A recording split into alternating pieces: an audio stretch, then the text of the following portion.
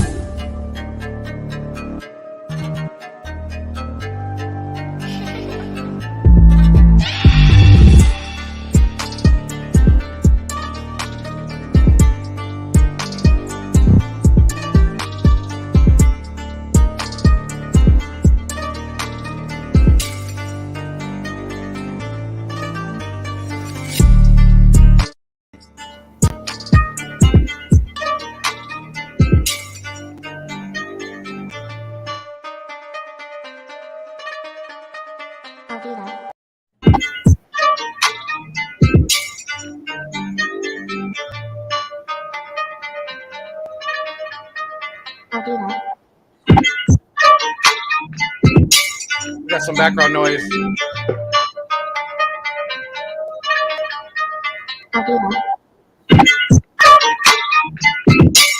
Got some background noise. My bad. Hold on.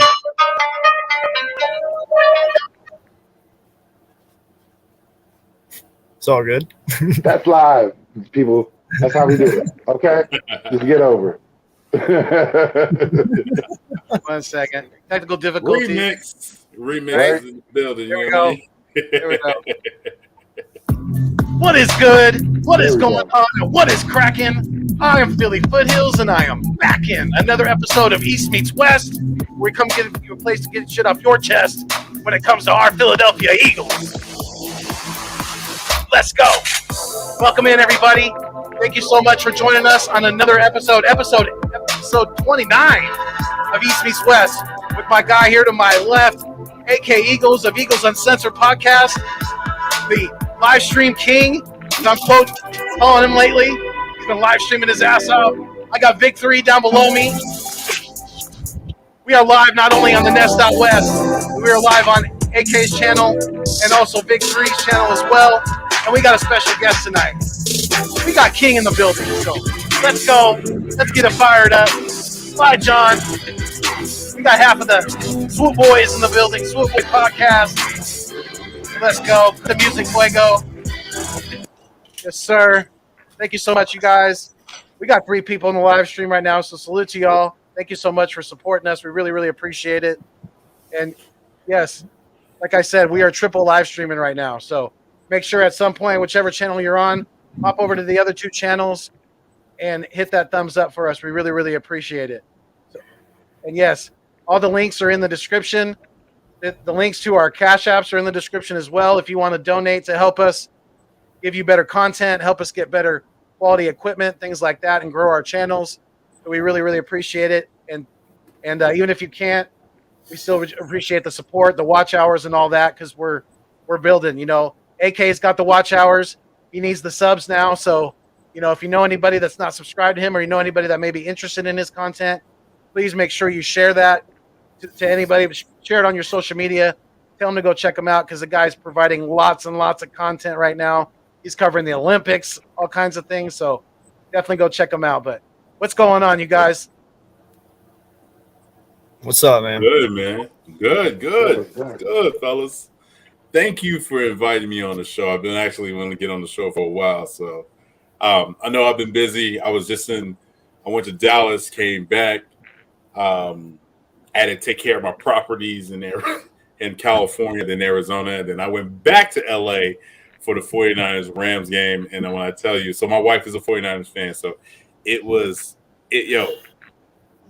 Rams, I had to give it to y'all, man. I didn't think y'all was Ram fans. I thought y'all was Lakers and Dodger fans. Y'all starting trying to come out. You're trying to come out. You know what I mean? Okay. So shout out to the LA Rams and Cincinnati Bengals. Shout out to y'all, man. Yes, sir. Yeah, definitely. So, I mean, since we're on the topic, who do you guys? We'll hit that right off the bat. Who do you guys like in the Super Bowl? Vic, what do you think? Listen, I'm going for the underdogs. It might not work out, but I'm going to go for the Bengals. You know, I like what they've done. They're a young team. They're excited.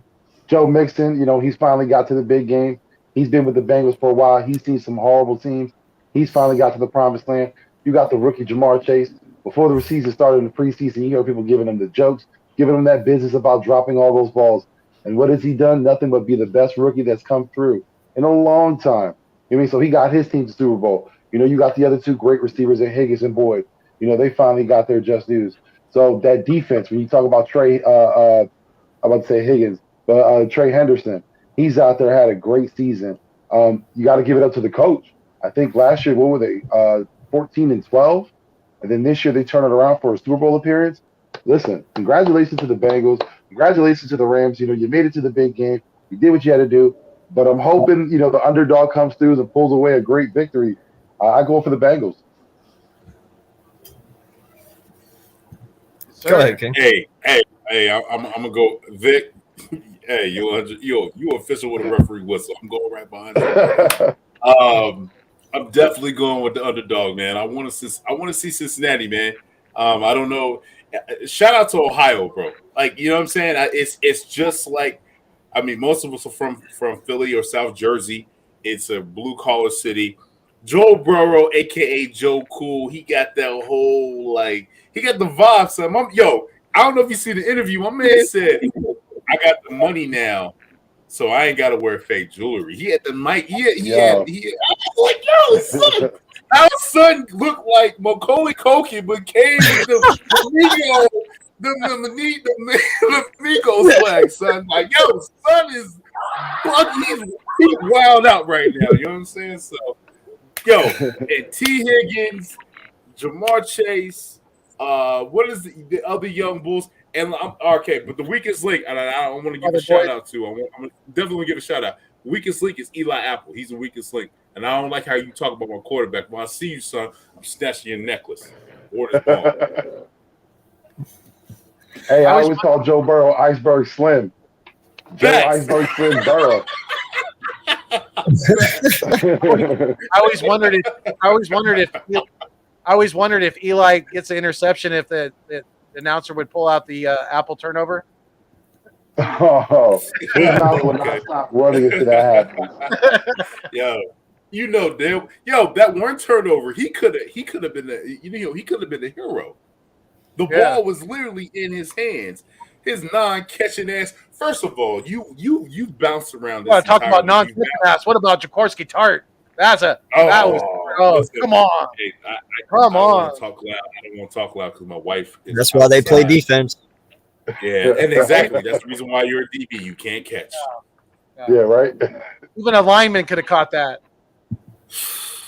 Bro, that's crazy. Birdman, what up, man? What's up, B? What's going on? What up? What up? What up? What's up, man? I hope you guys don't mind me dropping by real quick, but seeing Foothill, man, it made my day. It made my day, man, and I'm glad to see you back in the YouTube verse.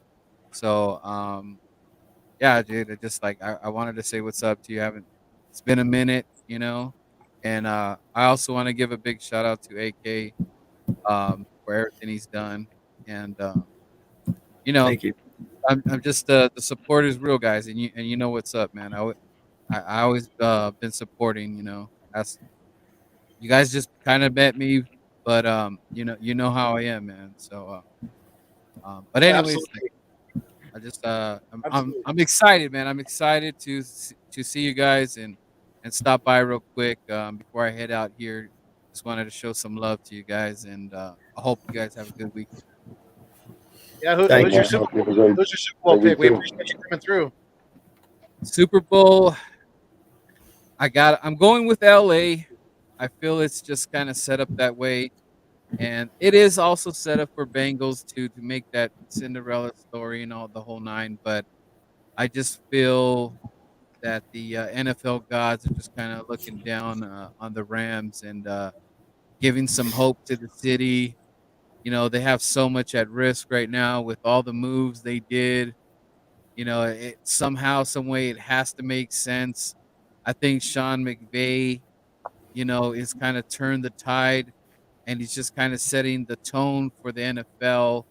And we're all going to have to take a look at that, and we're going to have to be competing with that So everybody has to take note, especially on the NFC, and kind of see what they're doing, because it's not like they didn't just disappear with McVay. McVay has them in a division that is really tough. Let's call it what it is, and they have a shot, and that's what we want. Our Philadelphia Eagles, we want to have the same shot, and we want to just have that quarterback that we can just continue to fight with, for years, man. We don't like having a carousel. I don't like it.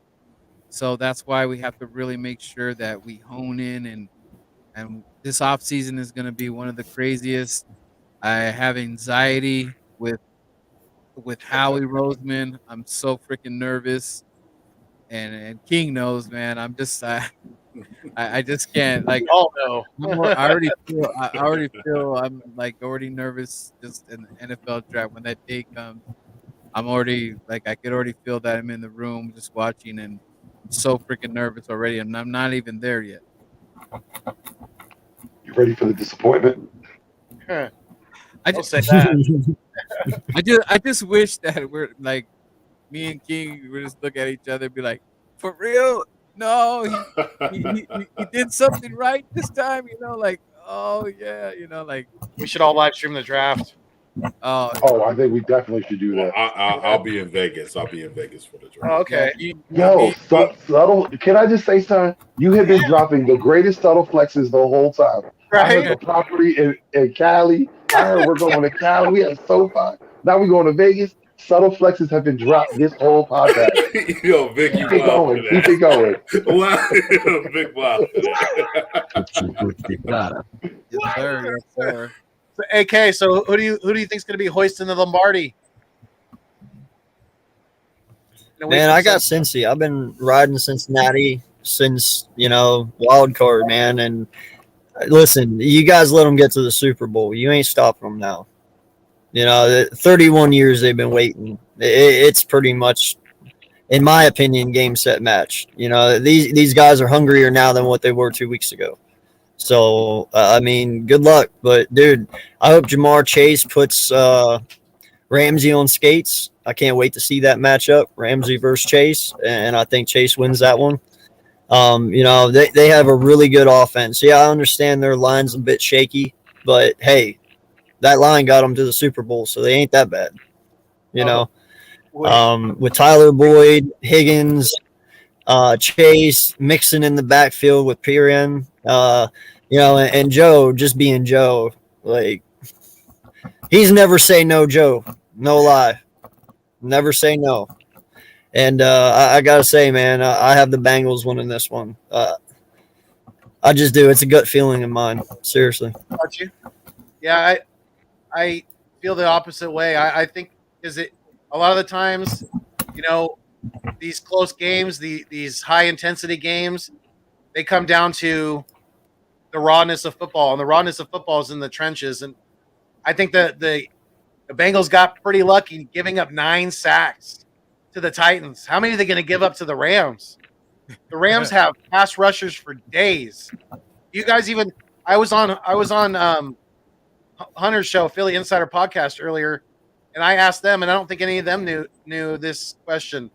Do you guys know the team record for sacks in the Super Bowl? I don't, but I'm pretty sure the Rams, whatever it is. I think it's. Wasn't it the Giants already? Yeah. I think it's real low. Really? Like, I think it was like 4-3. No, I think it might be like 5 or 6 in that range. I know there's the players that had 3 sacks within a game in the Super Bowl. So you figure out the players. I'm gonna say like 5 or 6, but I think it might have been the New York Giants the first time they went against the Patriots. Let me just say this: 2008, right? So 2008. Yeah. Joey B better have his track shoes on come next Sunday. Well, so to rebuttal off that though. Yes, sir. Burrow, he's a real smart young quarterback. He knows when to run. He knows when to pass. He knows when the situational football. That's what he did to Kansas City. And I don't know if you I think it was like mic'd up. If you hear the Honey Badger was like, "Yo, he's smart. He's waiting for everybody to come by him, and then he's out of there. He ran a couple of times, and that's not Joe Burrow. He's a young bull, right? But to realize that the Chiefs have a fast defense with Chris Jones, the linebackers are they ready to go at you. The safeties are they nice. You know what I'm saying? Got Honey Badger, he's real nice. But for him to read the defense and fool them and say, hey, I got wide receivers that can get yak and strong wide receivers on the outside on both ends. You know what I'm saying? And a nice tight end.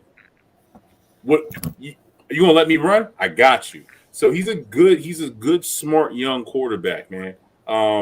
Mixon's gonna have crazy to see. Mixon's gonna be working to nullify that pass. Mixon and what's Mixon and what's the other young bull that was the backup running back that came from Alabama? Samaj. Yeah. P. Ryan. Yeah. He's a good one too. So they're gonna have he's kind of like their battery pack. I'm gonna ram you short, short to the ground, and pause, thick thighs. I'm gonna hit you. I'm going where I'm going. So, and their defense is good, bro. Like, you know what I mean? Offensive line is questionable, but their offense, like I said, their defense is good. So I think people, and they're top. I think aren't they top 5? Don't y'all agree? They're top 5 defense. That's the one thing I was going to say. Their defense gets overlooked because you talk about how good the Rams are, but again, they took down the Kansas City Chiefs in that high-powered offense. They kept up. That defense matched up. That defense took. Hey, Patrick Mahomes had some plays where he looked like he was a magician, but there was also some plays where they chased him down. That he got some negative yards. Yeah, he looked terrible in the second half. He looked terrible. We all know what Matthew Stafford looks when he's pressured. There could be interceptions going left and right. Hey, the Cincinnati backfield, they ain't nothing to sneeze at. We all talked about Eli Apple. We got to look at my guy Bates, the safety. He's out there ball hawking. Bates, he balling. And like I mentioned before, Trey Henderson, he's another guy. He's going to be hungry. This is his first Super Bowl appearance. He's a strong boy. Can that LA Rams offensive line keep up with the Cincinnati Bengals defense? That's a question that needs to be said. But Vic, quick question. Who I keep on forgetting his last name. Who is the young bull with don't wear no gloves and he be sacking every damn? That's Trey. That's Trey. Bro. He just tapes him. He just tapes him up. Bro, no gloves? No gloves, son? Yeah, he old school. Son. He Old Testament. I want him on my squad. No gloves? Yeah. Yo, I ain't here. I'm going to the dance. I ain't wearing Pat leather shoes. I'm wearing J's. You know what I'm saying? I just hope for the Bengals, when they start off this game, they start off with the run game. They don't just go into the pass. Don't make themselves predictable. Let Joe Mixon do Joe Mixon.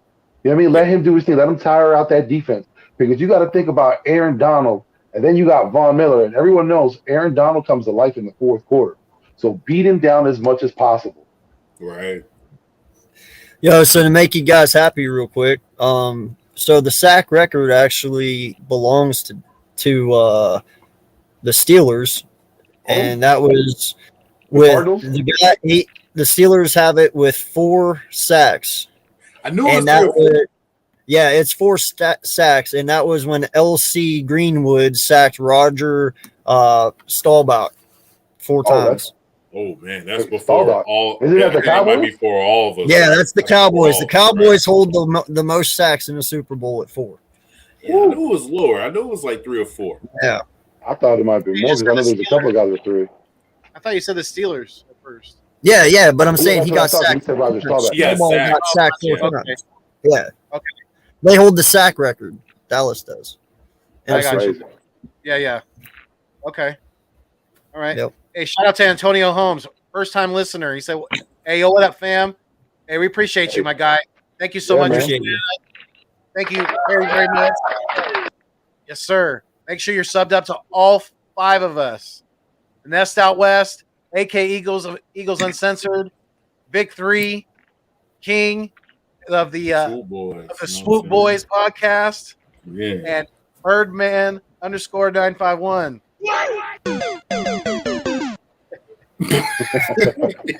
yo, this is so good with the props, bro. Got the drops on deck. Drops on deck, son. Yeah. Yes, sir. Hey, sound you like a guys major are producer. for the Philadelphia Eagles versus the Washington Commanders. Oh goodness. Oh Well, hold goodness. on. So behind that, you were supposed to go the bump, bump, bump, bump, bump, bump. Yeah, Right. that We joint are was garbage. garbage. You don't get out of here with that State Farm bullshit. Come on, son. Y'all wildin', man. Come on now. Hey, that was hilarious. The Washington They couldn't Commanders. even. Really? But Y'all should get fired for that shit. That hey, shit when you Yo, saw that State video, Farm- you seen how many times they must have practiced beforehand, and they still messed it up. You know how many State Farm customers they lost during that whole thing? Right? They just lost half of their clientele at State Farm They said- because of that shit right there. I'm telling you. Yo, they seen that. They said, you know what? Forget State Farm. We done. We're going to Progressive.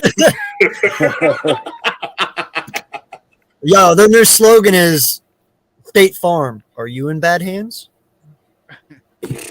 Oh. Bro, Hey, Listen, let's just put this like this though. Oh, that FedEx field, that FedEx stadium Oh. is literally put together by bubble gum, tape, and my man's what's my man's office with where he had the staples. My red stapler. It's my red stapler. It's my red stapler. I got a black stapler. You know what I'm saying? Like, come on, son. Like, y'all wilding out, man. Come on, man. That's garbage. That's crazy. That's it. Nah, that's that old school stuff when you were like, yo, if something's broken, just get some duct tape.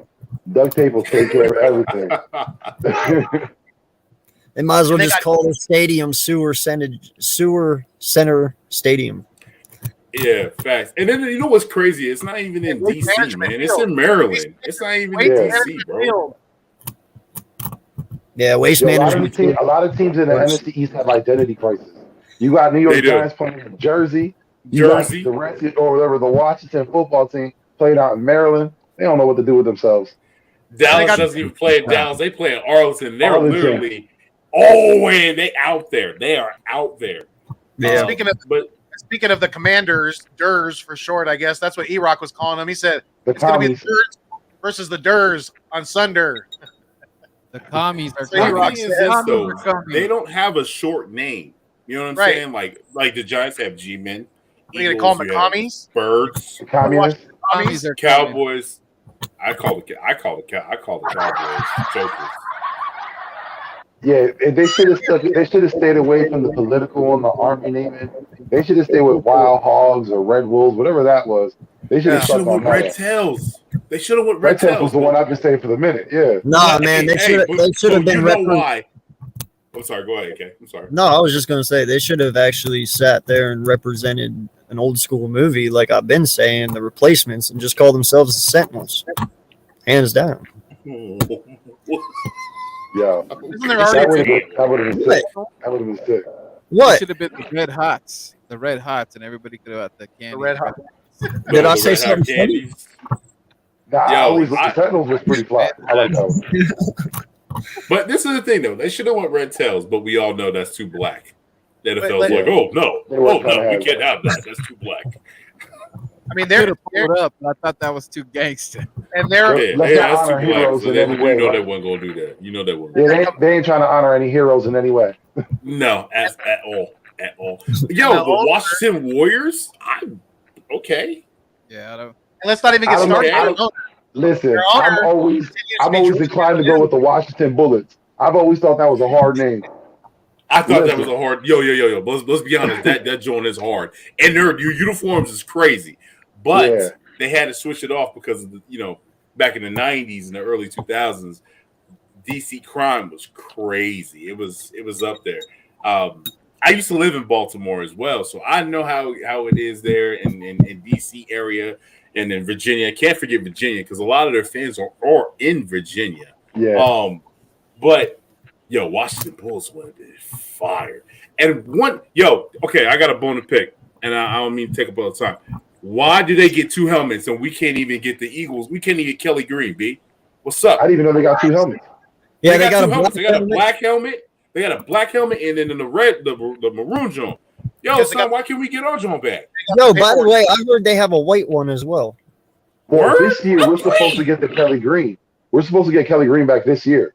Word?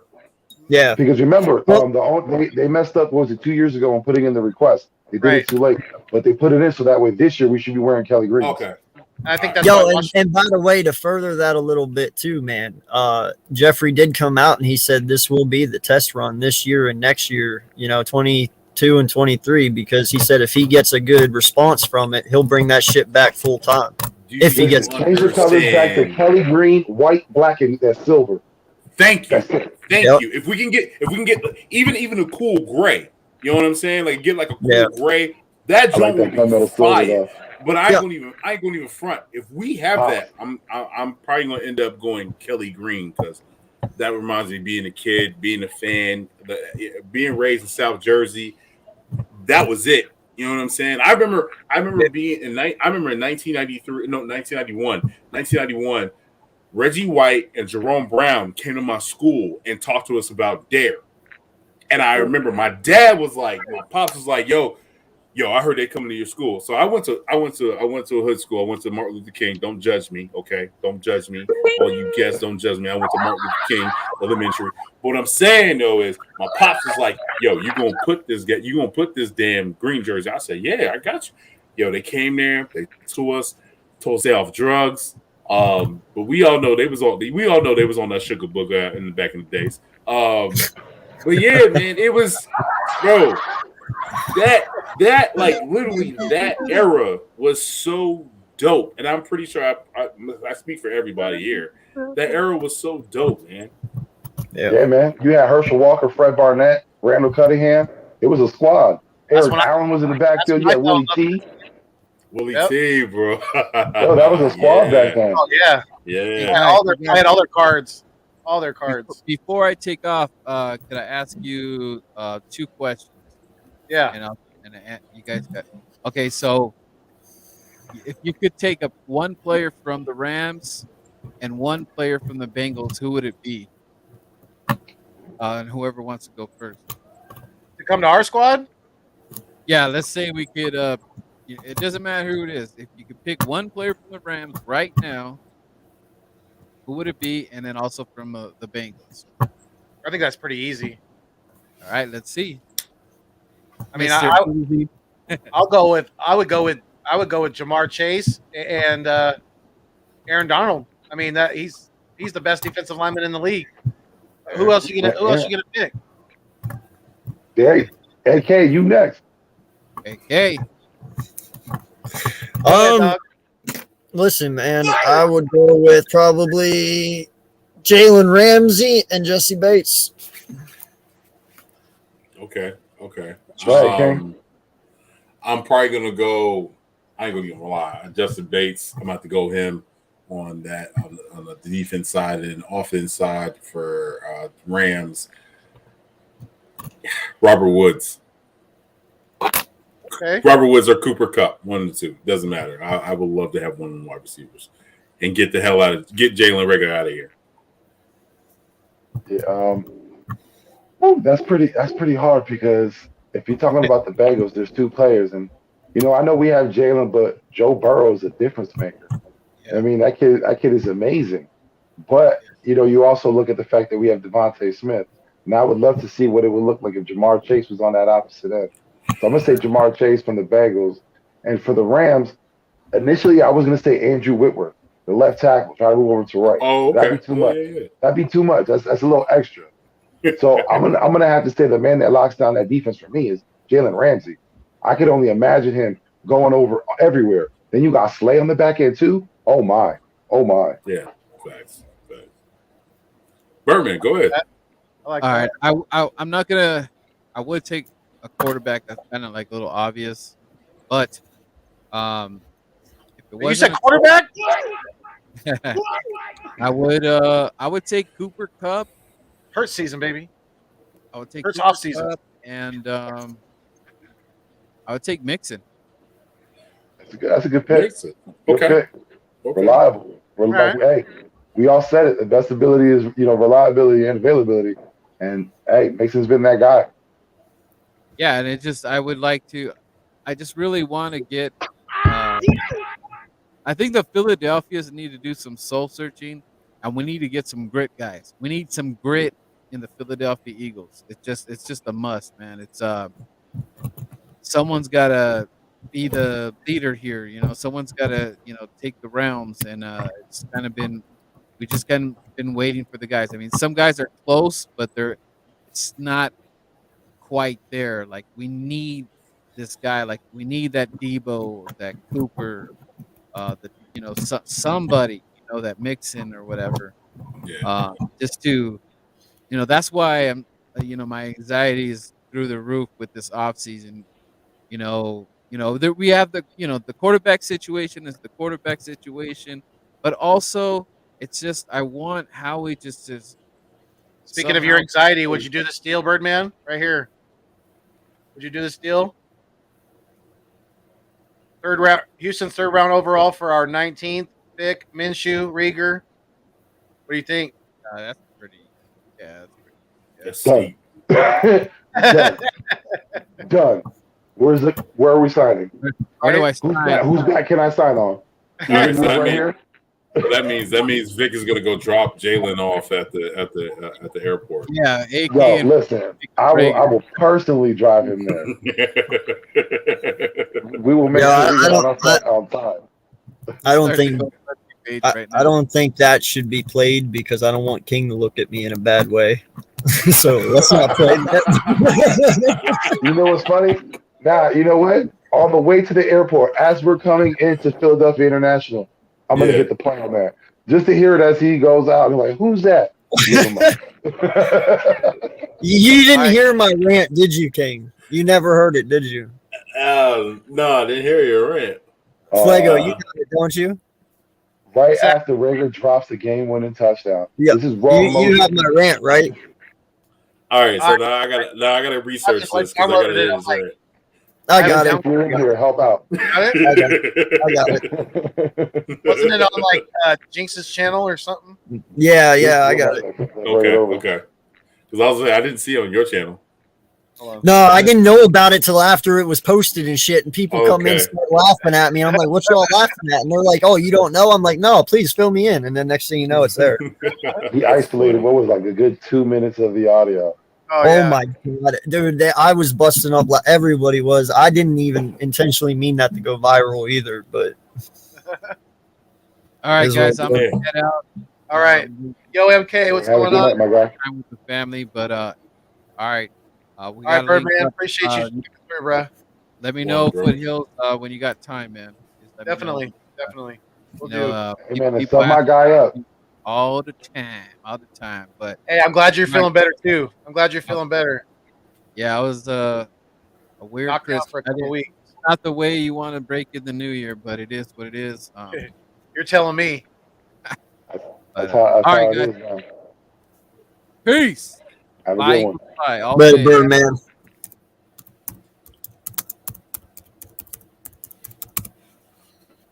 Uh-oh, we're breaking into NASA. What are we doing? Hold on. I think we're going into AK's. Dude, I can't find this shit. Do you know where it is? I don't. I haven't watched it in a minute. Jinx, if you're in the chat, yeah, right. See if you can send us a link. Shout out to Mitch, Richie. You're most definitely right, bro. The Steelers broke out them Bumblebee. I'm going to prison. Yeah, I see jerseys like 50 times, son. Like, yeah. See, we're gonna break out. See, you know what I mean? Like, that's like their Stiegel style uniform. Yeah, man. That's crazy, look like they're going to play some rugby. Yeah, man. You know what jerseys I did not like, and I don't know if y'all remember this. I remember when McNabb and them were wearing those the baby blue with the yellow joint. Remember that? Yeah. I was like, nah, son. Nah, son. Don't bring them joints back, son. Leave them shits back there. The powder blue with the yellow. Ugh. Yeah. Ugh. Nah. Now you know who I didn't like? The Packers. The blue and like khaki colored ones. Yo, those are horrible. And you got that little circle. That's all it was. Yeah, those is terrible. This is terrible, man. You know what the Bengals should do? The Bengals should whip out the old joint too. There it is. With the stripes on the helmet. Yo, those were hot. Fire. It's not just get the did you find it? Yeah. Gio send it. Fire. All right. Oh, Gio sent it over. Appreciate you, Gio. Oh, fuck. Don't judge me, King. Seriously. He caught me at my weak point. Yo, shout out to Antonio, man. Thanks for tuning in. My man said he had an incredible game, most def, I would say. But them Jones was garbage. Son, I was like, yo. I remember when I flipped the G, I was like, yo. They're not wearing green. What's going on? And I remember my mom was like, yeah, we was the Steagles before that. I said, oh, that's terrible. They put them shits it was made for black and white TV. Yes, it was made for black and white TV. Yeah. Let me see here. Hold on, give me 1 second.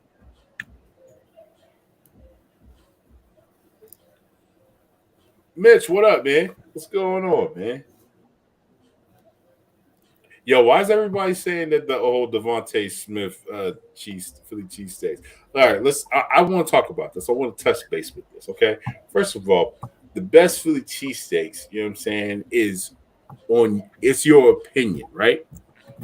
My favorite, I'm going to give you my top 4. So I'm going to give you my top 4. Okay, so I'm going to give you 2 in Philly. I'm going to give you 2 in Jersey, okay? So my top 1 in Jersey, I would have to say Gitano's. I grew up on there. I grew up in South Jersey, Cherry Hill, Willingboro, Beverly. I grew up there. So you know what I'm saying? It is what it is. Number 2, I'm going to have to say Joe's and Blackwood. Blackwood, you know, Blackwood's like it's kind of by Cherry Hill, good area. Over there, kind of by Camden, good Philly cheesesteaks. Then you got Ooey Gooey's. Ooey Gooey's in South Philly is nice. What you talking about? And then after that, you probably got De Los Santos. De Los Santos over there by the water. But then they don't take cash. I mean, when they take cash, they don't take cards. So that might be a big thing because you don't want to carry cash in Philly. Hey, since you've been there a lot, and you were around there a lot, you might know what I'm talking about because I don't know the name of it. But God, I wish I did because I'd shout them out a lot more. But you know where the state penitentiary is? You know, the Al Capone one where they do all the that's kind of like North Philly, isn't it? Yeah. All right. If you come out of the penitentiary and you make a right there, and you walk down to the red light, there's the little gas station that sits there. Yes. Yes. All right. Right next to that gas station, there's that hole in the wall diner that sits in there. You know which one I'm talking about? Yes, I know you're talking about. Yes, no, that place. I love their fucking cheesesteaks, bro. That place has amazing cheesesteaks. What's the name of that? I know you're talking about. So yeah, I know you're talking about though. So in North, it's kind of the bottom of North Philly. It's in the bottom of North Philly. Yes, yep. I know you're little hole in the wall, little like Italian place that sits. Well, that's the best. But that's the best. Yeah. That's the best. Like I feel like that's the best. When you get your Philly cheesesteak. See, this is the thing though. If you like your bread with the razor blades and cutting your gums up and shit, do not make me none, son. Do not make me none. Do not invite me. I'll smack the shit out you. Don't do that. I'm not coming. You know what I'm saying? Like Ishkabibbles. Like people are like, I like Ishkabibbles. That bread is hard as shit. I feel like a slave, son. Like what the come on, son. No, I'm not eating that. Not trying to sharpen my teeth. Damn. Yeah, yo, they cut, yo. It's like eating. You know, back in the day, your parents ain't got that a lot of money. You go get that box of cereal. You get the Crunch Berries. They ain't got the berries in it. They got the Captain Crunch. You cut you paying. That's replica. You know what I'm saying? You paying for it. Your shit look like a slave. Like who's your master? Like you get your gums just mashed up. You know what I'm saying? So no, I'm not doing that. But most definitely, the whole De Los Santos, the whole walls, they got the best Philly cheesesteaks. But you got to understand something. Devontae Smith is from the South, so he likes pool boys and shout out to New Orleans. They got good food. I've been there several times. Let me get a beignet. You know what I'm saying? So you know what I'm saying? It's a little powdery, but it's okay. Oh yeah, facts. You know what I'm saying? And then they got Master P's, Currency's little restaurant. It's nothing but Cajun food. Like it was some of the best food. So he's a skinny little dude. You know what I'm saying? Us East Coast people, we more like we big people, man. Most of us over 6 foot, probably like 270, 280. Hey, it ain't all about the cheesesteak either. You got the roast pork sandwiches out there too. Facts. Hey, John's roast pork. That's it. Yeah. Okay. All right. So you're gonna have to tell me about that one because I'm gonna need to get on that joint too. Yeah, I'm man. coming back. Bang. I'm coming back home in the summer, man. I'm definitely. You want to let me know. I'm getting your number, Vic. We're gonna All right, definitely. that's what's up. Yeah. Yeah. Definitely get that Anytime. joint, though. Yes, sir. Yeah. So the what was I going to ask you guys about?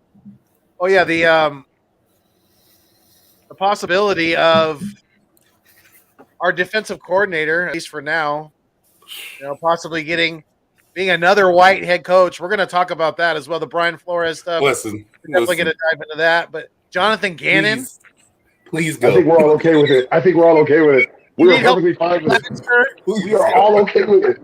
You got all your underwear. You got all your Johns. Make sure you got all that stuff in your bags. You pack your shit up. Listen. You don't understand. I've been praying for Texans for so long. Like, if they could just make this move, stop thinking about Josh McCown. Just, open your eyes to the possibility of a coach with somewhat experience. You know what I mean? Just somewhat experience. Just take Gannon off our hands, please. Please. Right? Please take Gannon off our hands. Yeah. I'm so and people, and so I was talking to my pops the other day. My pops was like, it's a Zimmerman defense, and if we get a linebacker, it'd be better. Okay, but we Eagle fans, we all know that Howie's not going to draft a linebacker in the first round. He's not going to draft a Lloyd. He's not going to draft what's the other young bull? Man, I forgot the other young bull that me and Gail was talking about. He's not going to draft a linebacker. The kid out of Alabama? Yes. We're gonna get a linebacker. It's gonna be the third, fourth round, right? Let's be honest. They just don't value that position. I don't understand it. And as a Eagles fan, we've always had good linebackers.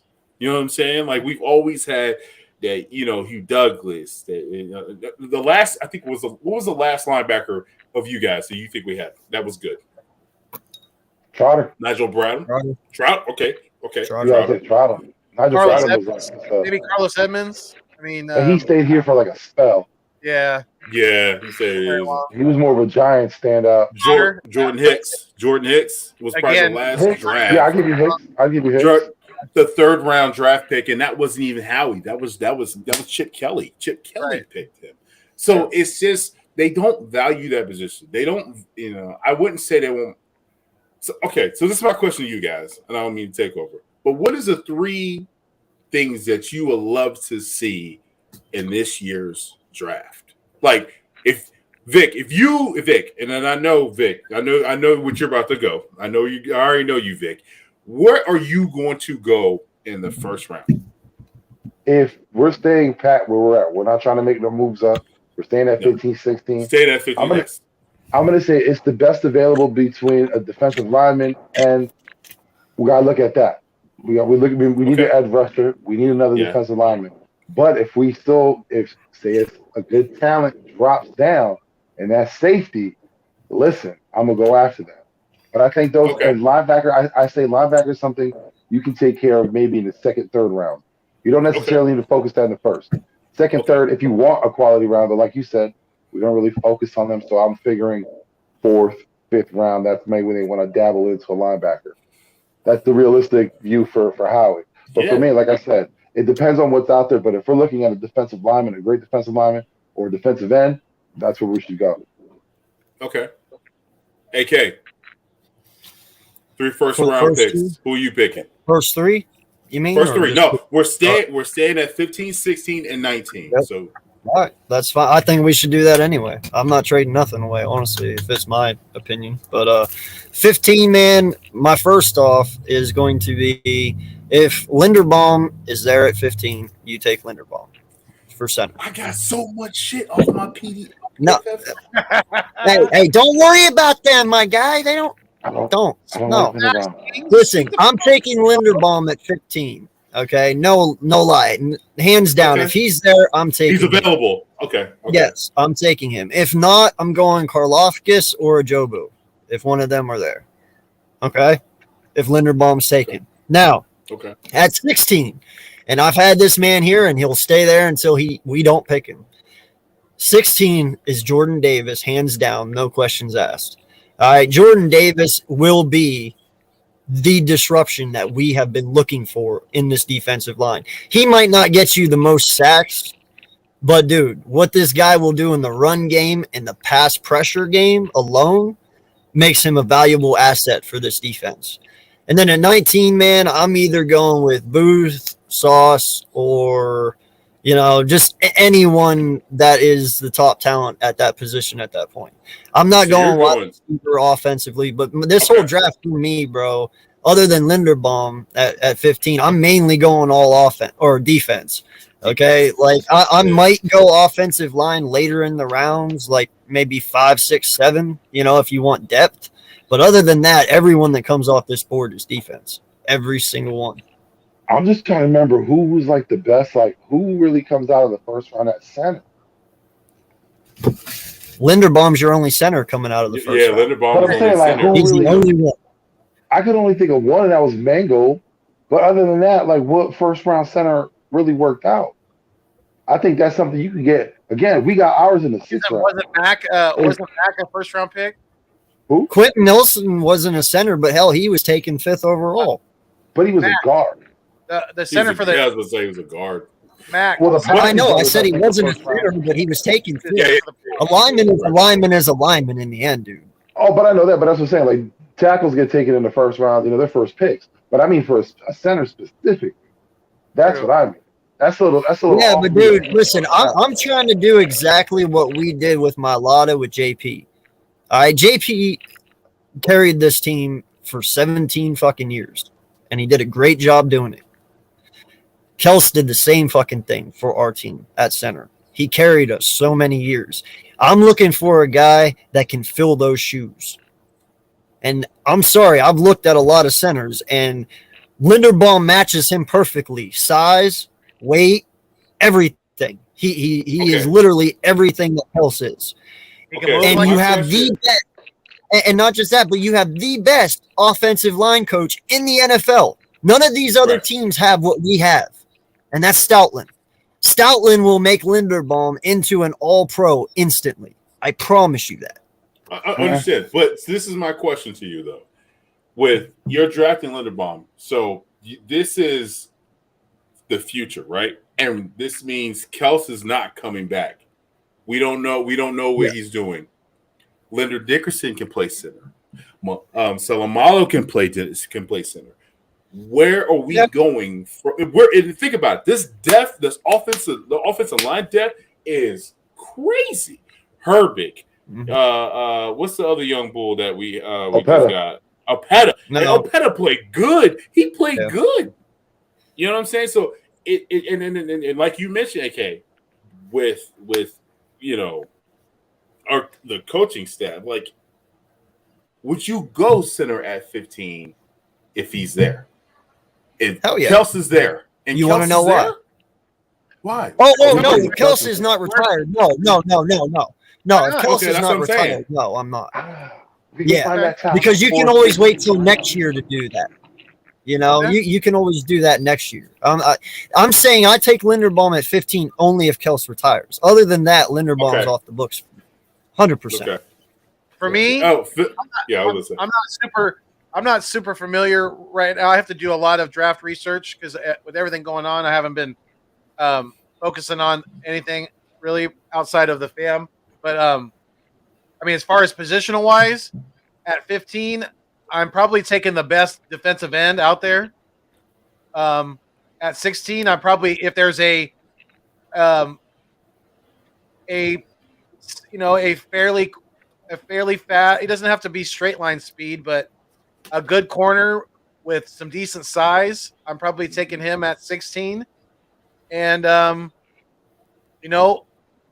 think we could probably address it later in the draft. So as far as safety goes, so with the 19th pick, I would probably go the best person on the board. Really, probably maybe another offensive lineman. We'll have to see. It's just really going to depend on what other teams do. I hope we, like you guys said, I hope we don't do anything foolish and we keep these draft picks because, like I said in the description, we literally have a king's ransom right now. You know, Yeah, there's not a lot of teams that can say that they have 3 first-round picks in the same freaking year. So that's pretty in the top 20. But to roll back off so much damage because they're so close together. Like I said, it's the heart of the draft.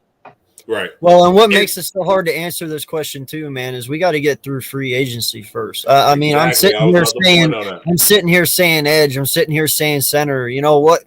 Who knows if Kels retires and they go out and they get Jensen from Tampa Bay, the center from Tampa.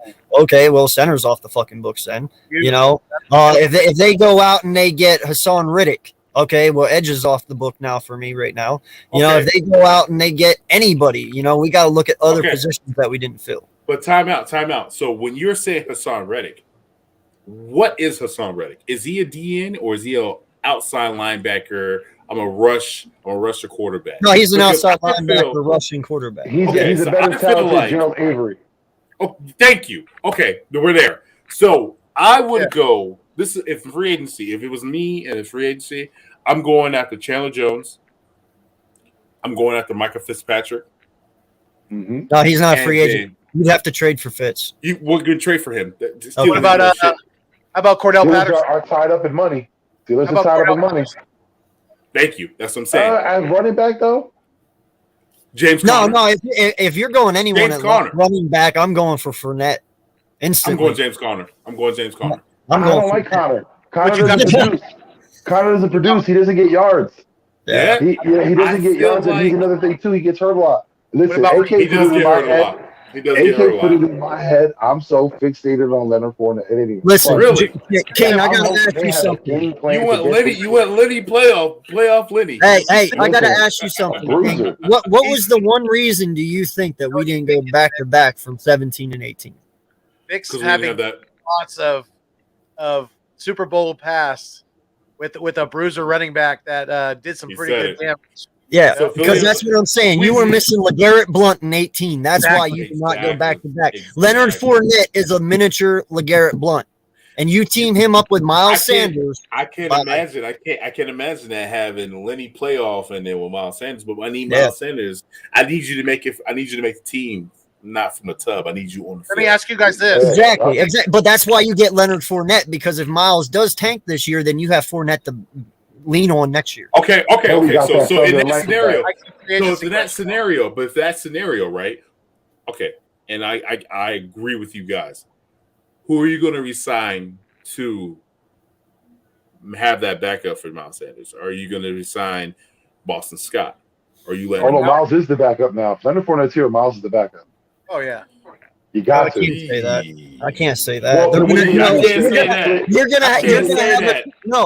You're gonna have a Cleveland type approach. You're gonna have Hunt / Chubb. That's you'll say it's a running back by committee. You'll have a running back by committee. We won't say it's feature back. We'll just have maybe 1 week we'll start Miles, maybe 1 week depending on the matchup. Yes, that's how we'll roll. But you know, for the most part, all intents and purposes, Miles will lose that feature back role. Probably so. Probably so. Comes in, what happens throughout the year? Kind of like Ronald Jones did, right, in Tampa Bay. I mean, he's a free agent as well. He's a free agent as well. Yeah. Fumbling issue. I have a free agent question for you guys. Is there any of our free agents right now? Our free agents that are. Is there anyone that you guys would want to bring back? You're talking Eric Barnett. You're talking Gordon Howard. Get his ass out of here.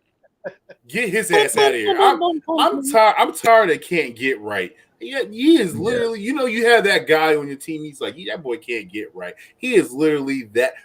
Goddamn. More personal fouls than sacks in his career. Yeah, facts.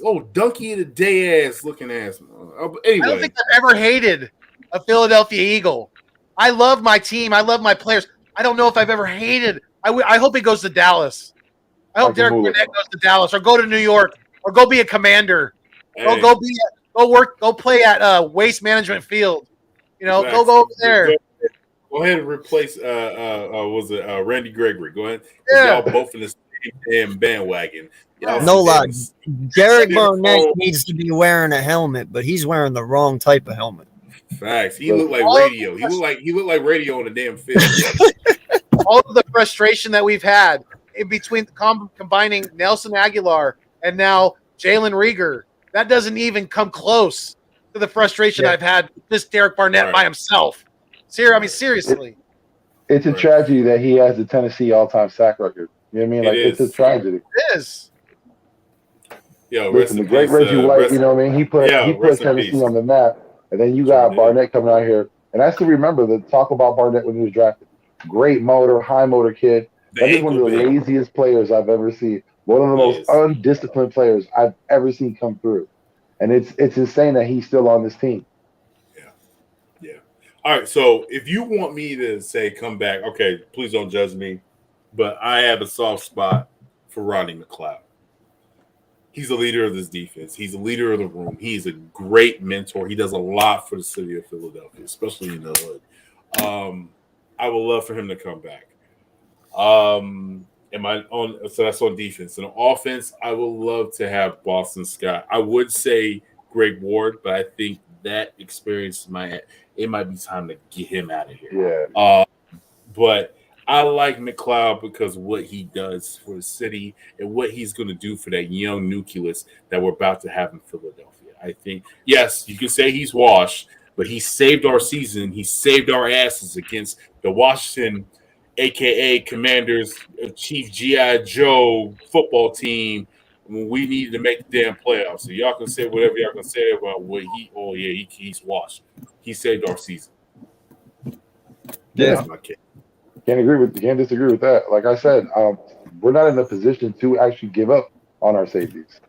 We can't really say right now if we want to give up. If we can sign all these players to team-friendly deals, especially for McLeod, by all means, we need a safety.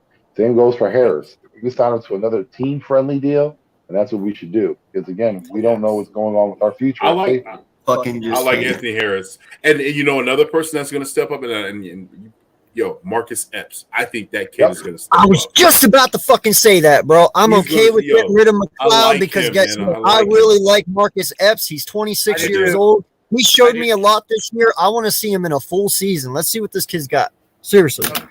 Yeah. Absolutely. I like his ball hawking skills. Yeah, I do. And he's how we all play football, right? So he's that one player. He's that one player that he's not afraid to stick his face in the. He's a vicinity guy. He loves contact. I love that out of his. He's a thumper. I love that. Vic said, he may not he's a ball hawk, but he's a vicinity guy too. He's always in the vicinity of the football, and he loves contact. I want that out of my safeties. Marcus Epps. I mean, to me, I was thinking earlier, he's got a lot of potential. I don't think we've even seen even come close to what he can be, and I think he's got the potential to be a pretty dominant dynamite safety in this league. I really do. I got a lot of. Remember last year when they were calling for his head? They didn't want him here anymore. Yeah. Listen, I still remember that Steelers game in the preseason. I think he had 3 interceptions. Mm-hmm. He was going off. And then through the year, you know what I'm saying? You've seen when, just like you were saying, anytime that there was a big play, if you look at it, Marcus Epps is doing something. He's part of the reason why it happened. He's out there making moves, keeping his eyes focused on the quarterback, reading that play before it happened. Marcus Epps is very instinctual. That's what I like about him. His physicality, great. He's got to step up the speed. He has to hone that in. That's all. Question: he was an undrafted free agent, correct? Yeah. Yes.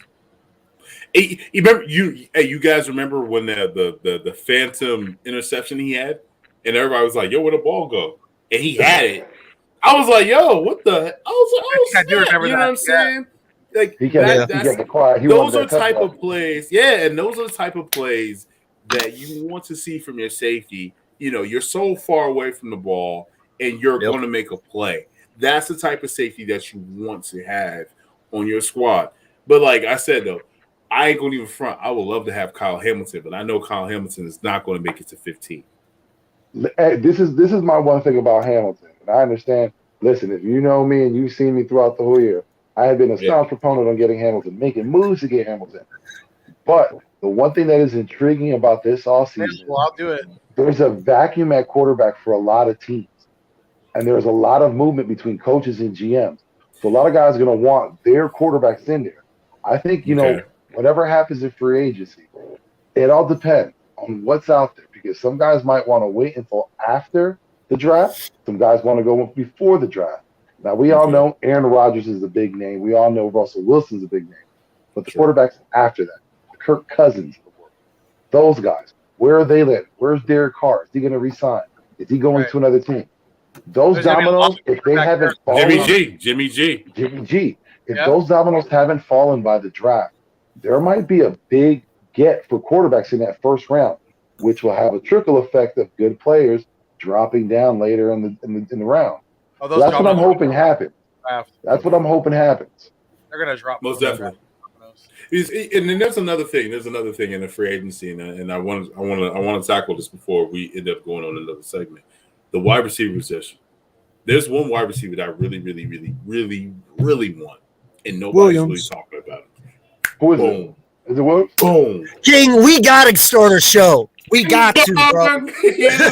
Bing bong, bang. You know what I'm saying? Mike Williams. Yeah. I would love to have Mike.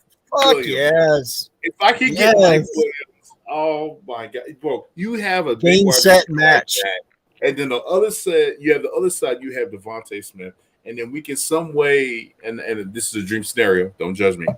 If we can get like a, I know what I'm gonna say his name. Get that, Atlanta. I'm calling your number. What's up, man? Can I get what's the young boy's name? Calvin Ridley. Can I get him? Give me a third pick. You know what I'm saying? And I'm gonna give you Jalen Regular. Y'all need to switch. Destinations anyway. Oh my hey, God. real quick, King. How would you feel about, instead of giving away a pick for that, Calvin Ridley, what would you say if we go the cheaper route in the wide receiver branch and maybe go for like a Day Westbrook, or some one of these younger guys to play slot that still have the height and speed and still are like 26, and give them another opportunity. You know what I'm saying? Instead of going. What about my guy Quez? He can't handle the slot. That's what I was about to say. I think Quez can be good in that position. Yeah. I think he'd be somebody that can be able to hand up. He's a good third. Let's be honest. It's just a competition thing for me. You got to give him a little competition. That's why I said go get like a Dougie Westbrook, somebody who's not great but are established, and let's see what he's got. DJ Chark. DJ Chark. I think he's more of a number two than a slot guy, though. He's more of a number two. But my guy's always going to be Allen Robinson. I think he's a trusty stalwart. I would love to have Robinson. Allen Robinson, you can't go wrong with him. Let's play this for you real quick. King, this is what we were trying to play for you earlier. So, like AK said, don't judge him. Here we go. This is the stage for you. I'm turning my camera off for this. Playoff game, and Mr. Jalen Reagor is trying to, or he's trying to. He just missed the ball. The punt muffle. The muff punt. Reagor, you stupid fucking idiot! That's the one you want to catch. Really? That's the one you want to catch. I really fucking hate this kid. Oh my God. I fucking hate this guy. Don't give me that. What the fuck just happened? You fucking dropped the ball, you piece of shit.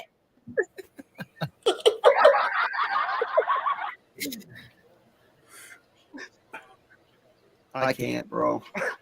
I can't. I fucking poor AK. Poor AK. That's my man. Turn the camera off. I want to walk up to Reagor and just punch him in his face so fucking hard and kick him in his balls so he cannot reproduce. Like, fuck this guy. Okay? Seriously, fuck this kid. I'm done with him. You better fucking trade him. You better get rid of him. You do something. No, can't. I'm just. Wow. All the punts this kid has let go out of all the fucking games so far this year. He has let how many bounce?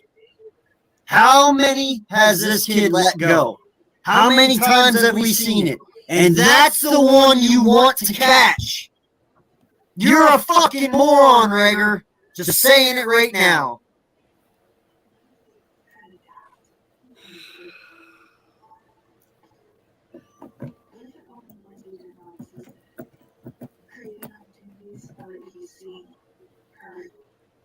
The momentum was building.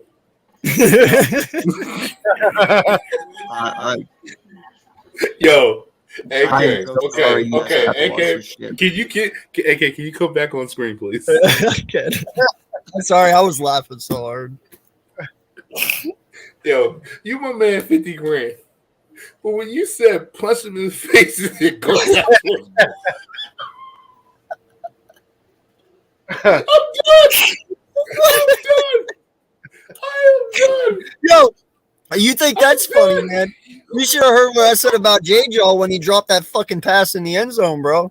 Oh, it hit him I was like, I hope to God this guy does not have a baby because that's his baby in the future. Drop. Hit him right in the balls, though. Hit him right in the balls, man. God, hit him right in the balls. Goodness. Drop that pass, man.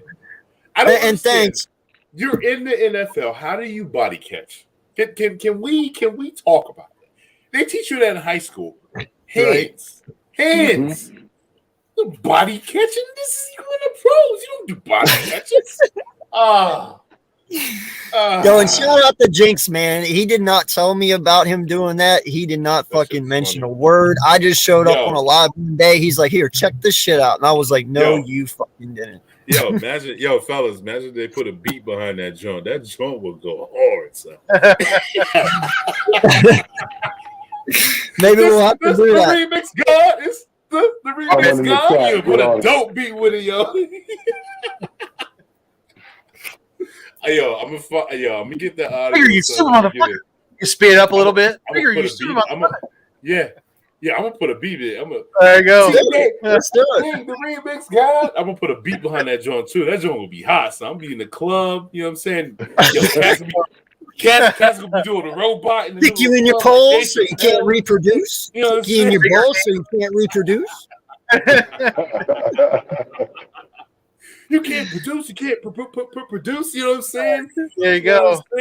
Hit him with that Timberland joint. You know what I'm saying? Man, that should be funny. That should be funny. Yo, the momentum and the way it went silent. Okay. But as a Philadelphia Eagles fan, that's how we all felt. So you ain't got to apologize for that. Don't be embarrassed. That's how you feel. You know what I'm saying? Say it with your chest. Oh, I said it with my chest. Don't think I didn't. It was said. Oh, yeah. Yep. So I'm sure you guys have all heard, and the chat, I'm sure you guys have all heard as well. Our old coach, Doug Peterson, is now the new head coach in Jacksonville for the Jaguars. So he is taking over with Trevor Lawrence as his quarterback, and he's dusting off the visor, and he's headed to the sunny state of Florida. So, Vic 3, what are you thinking about this hire by the Jags? Listen, it was something that they had to do. You have Byron Leftwich, a Jacksonville legend, turned them down. They were embarrassed. They needed. We know why, but Vic, we know why he turned that down, right? Oh, listen, Byron knows the shit show that is Jacksonville. He knows the joke that is Shad Khan. I mean, like, he understands.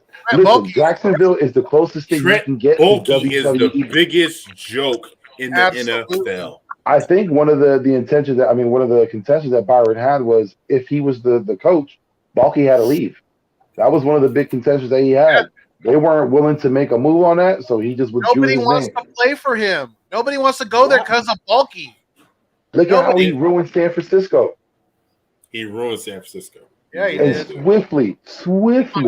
Yes. Now, I'll give him some credit. It looks like they're trying to do something here, but again, the move to hire Urban Meyer. That's a Urban Liar? That was terrible. That whole coaching staff. Now, Doug has a lot of work to do. He got in there because, he is a Super Bowl winning coach.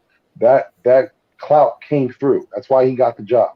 Jacksonville had to look good. They had to present something to the fan base. They had to present something to, everyone that's in the ownership group. They had to bring in a big name. Doug, for all intents and purposes, Vic, don't you he feel was like the biggest name? Yeah, but don't you feel like he was like a backup option? He obviously wasn't there. Like you said, Byron was there first. Byron said, if Bulky's not leaving, I ain't coming anywhere near y'all's dumpster fire down there. I'm going to stay here in Tampa. But let's think about it, though. Who else better than Doug to take over? Because that's the same thing that happened in Philadelphia. He wasn't the first guy. We had McAdoo on the list. Oh, he was not the first. He was not the first, second, or third option. So if anyone's used to that, it's Doug. So for him, he's coming back home. Now, can he handle the madness? Can he handle the madness that's in Jacksonville? Will they trust him and quiet the storm? If he can quiet the storm of what is going on over there, because this is the thing, though. If he can get them anywhere near where he got us, he's going to have to be the most underrated coach of maybe all time. How has anyone brought up the point that he has to play Carson Wentz twice a fucking year? Well, it's been speculated that Press Taylor is the offensive coordinator. So for Eagles fans, we would see this as they're starting off on the bad foot. We had a lot of issue with Press Taylor. We know that the reason why he got the job in Philadelphia is because of his brother, who's had great success. And they thought somehow through osmosis that would work through his brother. He's worked with the Colts. He's done his thing. Now they may bring him over to Jacksonville for him to be the OC. We'll see what Press Taylor got. Now, if that's true, the spotlight's on him. He's going to have to bring up Trevor Lawrence. He's going to have to get that offense going. That's something that we had issues with Doug. His relationship with his coaching staff was more of a friend relationship. It's like you're giving friends chances instead of giving the right guy, the correct guy, the opportunity. Yeah, that's the thing. He left. He might grow. He might grow was the reason why he got fired. He didn't want to. He didn't want to let him go. And so, and Press Taylor too. But the thing is, though, Carson Wentz didn't respect Press Taylor because it's like, bro, you the same age as me. What do you know about NFL? You ain't never stepped in my shoes. But this is one thing I will have to say. If Trent Baalke can draft the way he drafted in San Francisco with Bowman and Willis and those guys that he had in the backfield and the wide receiver talent and the free agency that he had, bro. If he can do that and he can give the keys to, he can give the keys to the Ferrari to Doug and Doug can drive. We know Doug can do it. Thing is, though, is Trevor Lawrence really that guy? The running back that got hurt in the first game is I forgot. I can't say his name. Etienne. Yeah, Etienne. Yeah. Is he that guy? Because you got to see what you have because I don't think they have that many weapons, man. Like DJ Chark, I think he's gone. I think he's out of there. Mm-hmm. They're starting to rebuild. If Doug brings in Press as his OC, he's still going to be calling the plays, right? So. Is Doug going to learn from his past mistakes? Okay, is he going to be able to maybe pull back the reins on that a little bit? But Foothills, this is my question to you. So if you're going to have Doug, and he's like, I'm going to bring my guys, is he going to take? Hey, I'm going to take Deuce as my OC, or is he going to go with Press Taylor as my OC, and then, or are you going to take? Hey, Press, I want you to be my quarterback coach, or DeFilippo. DeFilippo's still out there. Mm-hmm. Yeah. You know what I'm saying? So you got to understand. If you want the stability that you had with the Philadelphia Eagles when we won that Super Bowl, and that magic carpet ride that we had, man, that was a good year.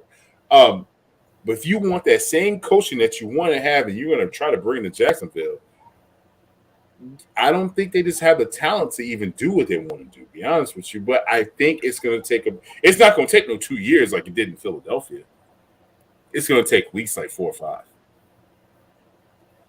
People said the same thing about Cincinnati, and look at them now. One thing I'm hoping with Doug is, we have that relationship. Maybe we can ease some good defensive players out of Jacksonville. True. There's only one player I want from Jacksonville, man. DJ? Robinson. AK made a good point, though. I'll take Robinson, too. And Jack. I'll take Jack, too. Doug's Doug's going to be playing his old buddy Frank Reich twice a year. You know, they're in the same division. Yeah. Carson Wentz versus Doug Peterson. Let's fucking go. I'll watch that every day.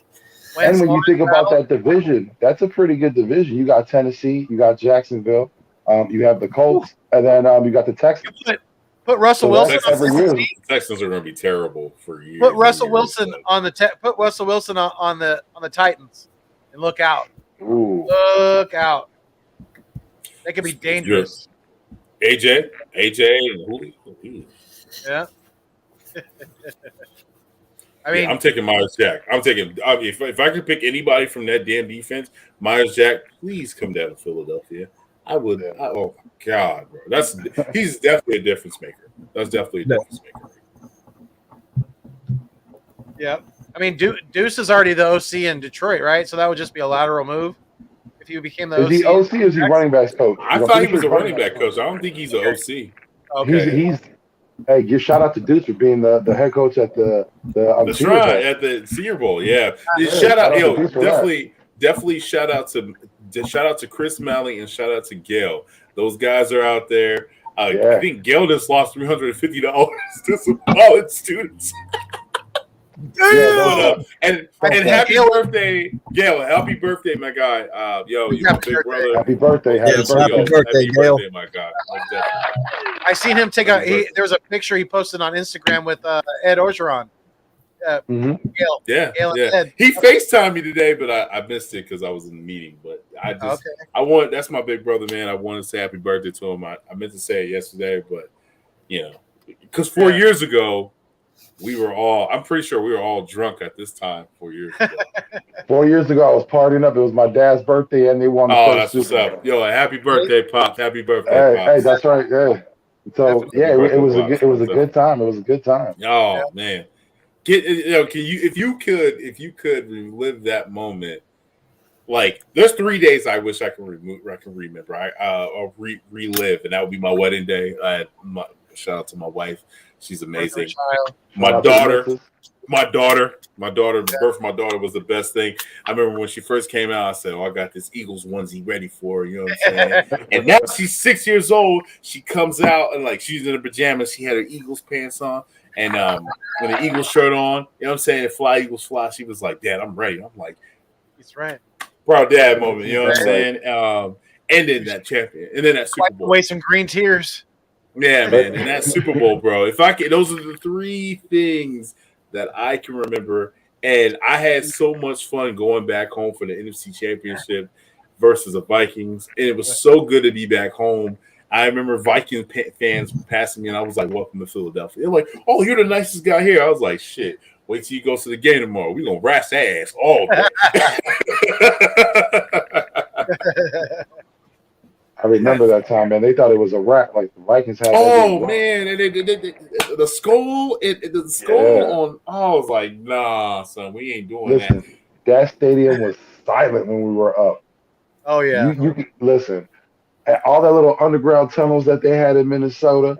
Listen, they were gone. They were empty. Everyone had nothing to say. They were literally speechless. Yeah. And then when we won that game, I'll never forget. Like when that strip sack happened. In my mind, I instantly thought they're going to penalize us. That's all I thought of. And I can just remember pacing back and forth. It's Tom Brady. It's Tom Brady. You know, if you get a sack, somehow it's going to end up personal foul. If you get a fumble, it's a tough rule. Well, it couldn't be because that shit was clean. That was clean. Because Derek Barnett. You know how refs are. After the play, they'll throw a flag. And that's I just had my head down and just so worried. Like, are they calling the flag? Do we get the ball back? And I hear my dad screaming how we got the ball back. There's still time on the board. You know what I was screaming? Right after that strip sack, I was screaming, "Somebody get me a mother effing graham cracker right now! Give me a graham cracker right now!" I was so excited after that. Brandon Graham, that was an amazing play, man. Like, talk about a pick that I remember when Brandon Graham was drafted. How mad I was. You know what I mean? To have this no-name DE out of Michigan. 12th, when we had many players around there. Vic. And for him to bring that championship home. Vic, I'm not the only person. So we were both on the same Earl Thomas, right? Yes. Definitely. Okay. You Just wanted to understand how say mad that. I was. But man, did that work out? Man, did it that did. work out? Yeah. Man, Yeah. that worked out. I want Earl Thomas so bad. That's the same thing. The same year we drafted 84. I appreciate you. Thank you, Freddie Mitchell. Mr. 4 for Fred X. 26. But I wanted Steve Smith so bad out of Utah. I was like, bro, he is way better than Freddie Mitchell. And Dude, they you went remember Freddie that Mitchell. draft? That draft was Chad Johnson, TJ Yes. Hushmanzada, and Zada. Rudy Johnson. The Bengals Yes. locked it up with some late round picks, and it became amazing. I've always imagined that the Eagles would have got those players. Well, TJ Specifically, those three. Yo, TJ I always was wanted nice. TJ. Yeah. Great number two, Chad an ultimate number one, and you had Rudy, who was a monster. Rudy was a monster. And TJ was a Bazada, aka Pretty Boy, aka Mr. Fly, aka The what is he Barge. called? The Barge, Chico the Barge, the Rhythm of the Night ass looking.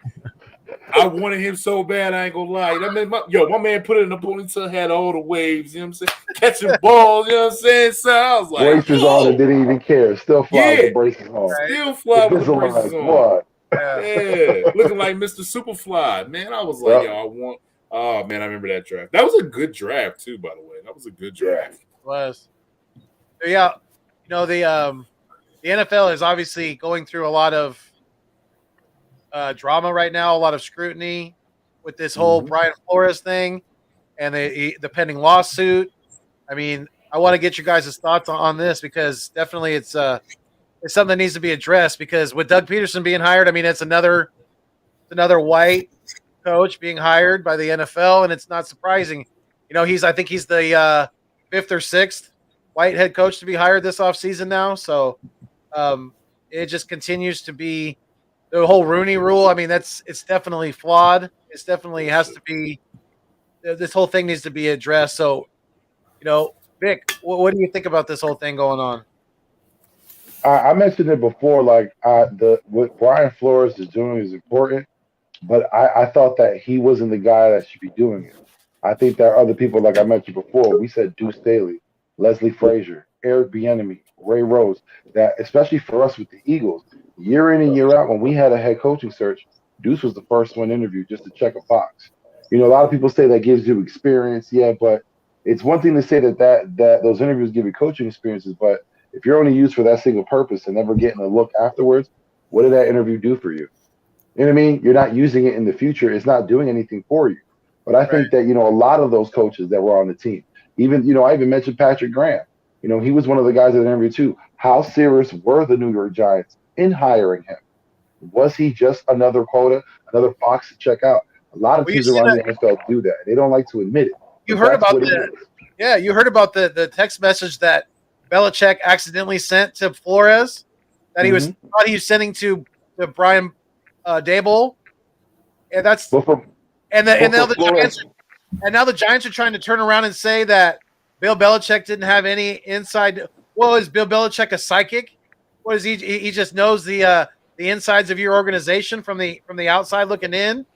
I mean, Bill Belichick's a good coach, but come on now, come on, yeah. Come on, but Giants. We all know how the Giants. The Giants fan can speak for themselves. They all know how John Mara likes to get in there and get his hands dirty. And sometimes, he muddies the waters a little too much. Maybe he spoke out of turn when he, decided to interview a head coach before hiring a GM. We all know GMs have their certain list. They want to look at their certain guys. But again, I think Brian Flores was giving an opportunity in Miami, for better or worse. He had a 24-5 record when he left. Were there other opportunities? Yeah. But like I said, the fight that he's doing is a valuable fight because we all know, listen, the NFL has that Rooney rule, but it's a joke. Like I just mentioned it. The Eagles for years have been using Deuce Staley just to check that box, which I feel is disrespectful. I was one of the guys that, I didn't feel Deuce should have been the head coach. But again, I didn't feel Deuce should have been here because of the way the team treated him. That wasn't right how you treat any person, no matter who you are. That's not how you go about treating someone. So I think there's a big issue in the NFL that a lot of these owners want to ignore. They don't really want to talk about it. They want to push it aside. We've all seen what happened with Kaepernick. They pushed that aside so hard and blatantly.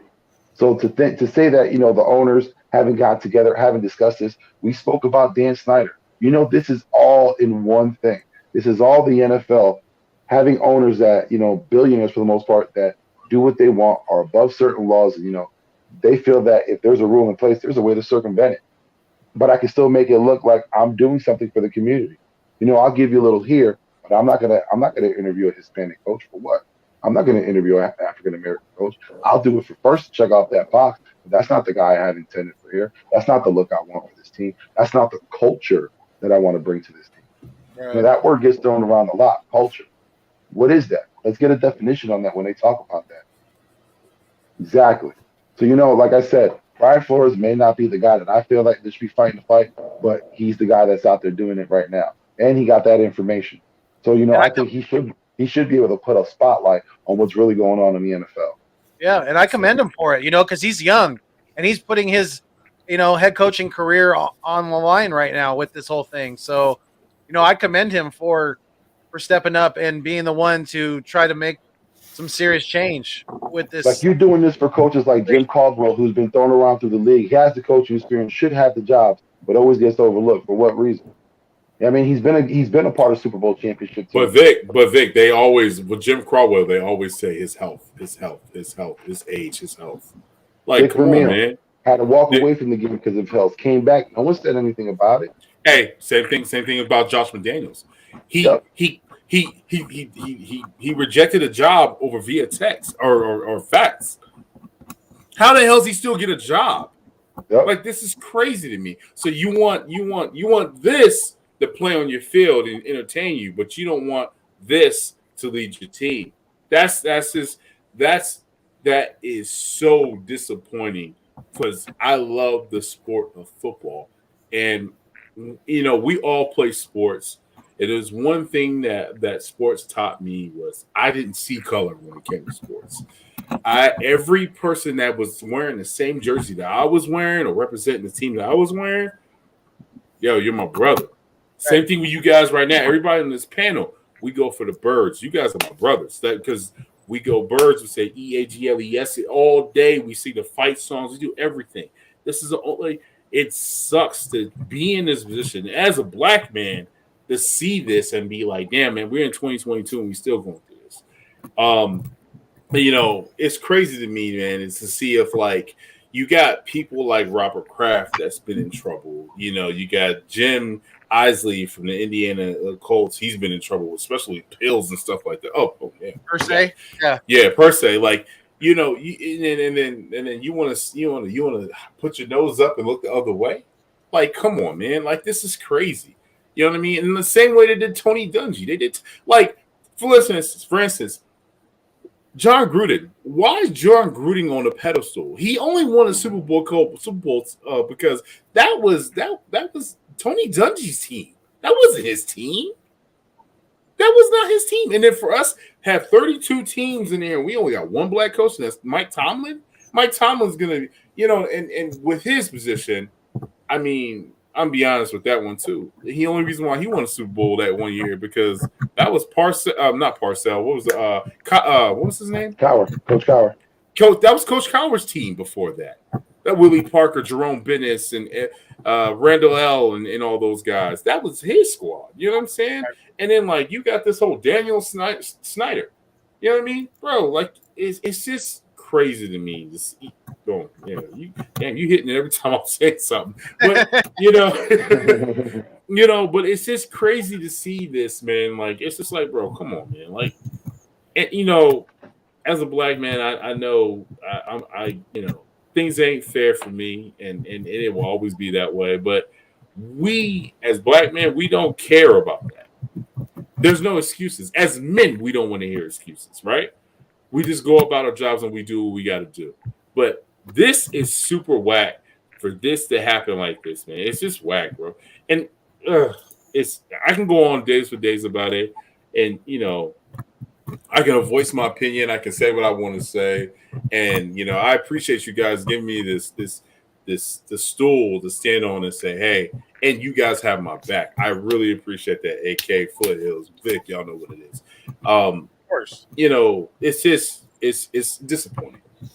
It's disappointing.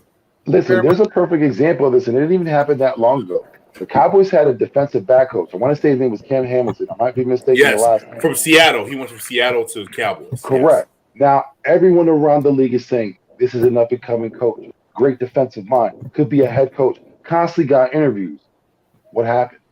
What happened to his talent? Silent. Defense was still Deadline. producing. That defense was still producing. He was still doing his thing. But what did they say? Oh, it gives him valuable experience because he has that interview. What is that? What are those interviews? What experience? Eric Bieniemy from the Chiefs. Yep. Keeps getting snubbed. He keeps on getting snubbed. And I know he has an interview. He has an interview with the Saints. But who the hell wants to go to the Saints? They're in cap hell.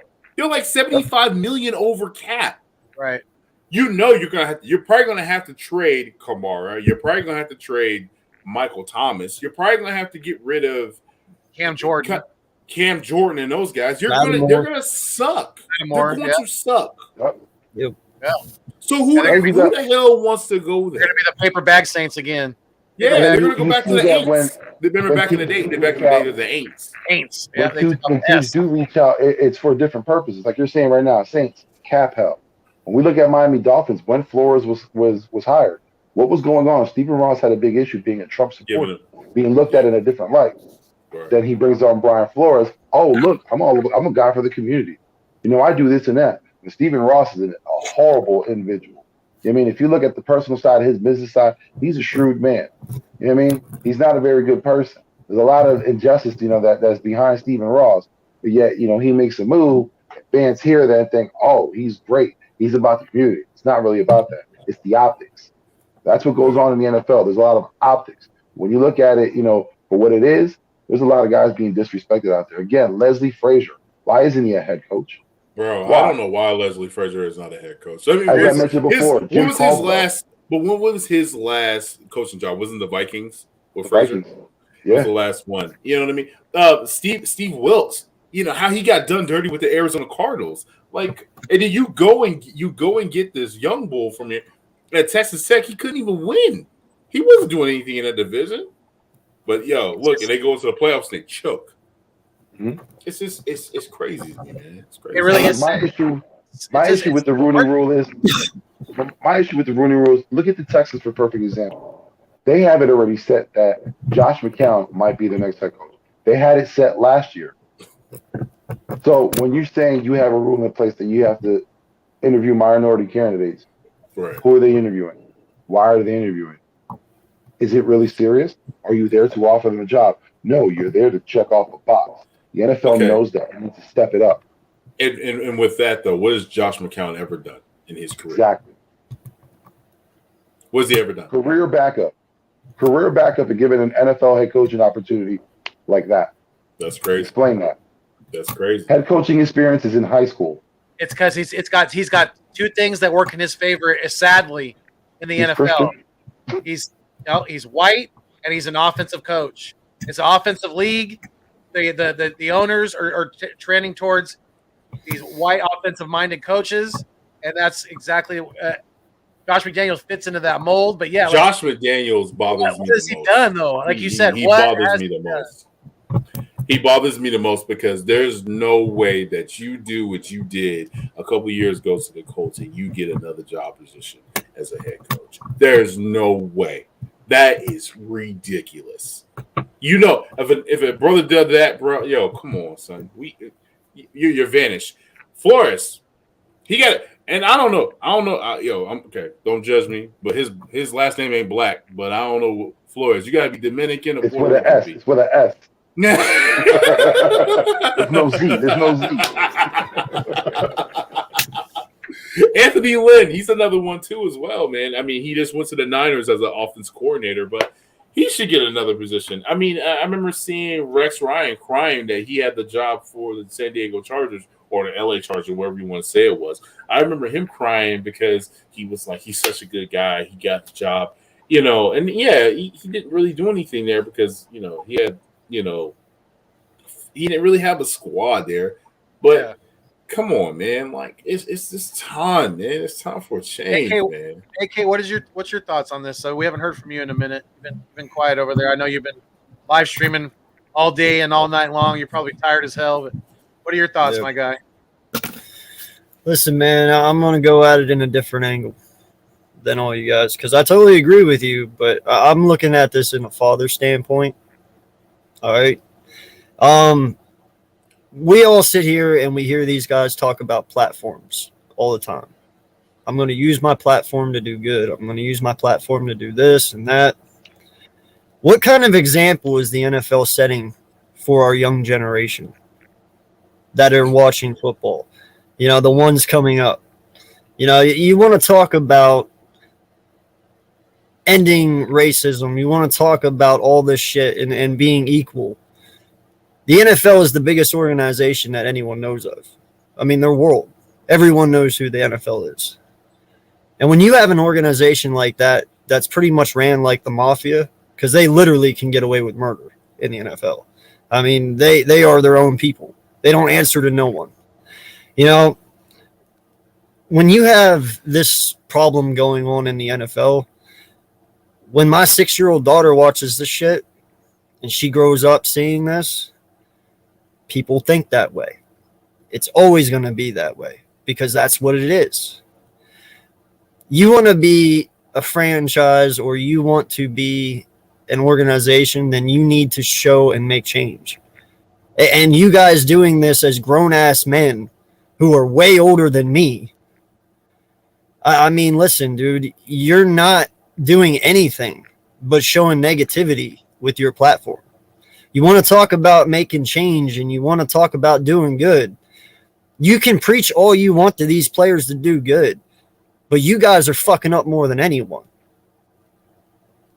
You know, so I don't want to hear this, oh, you know, he's not qualified or he's not this or that. Dude, I've been a huge supporter of Brian Flores.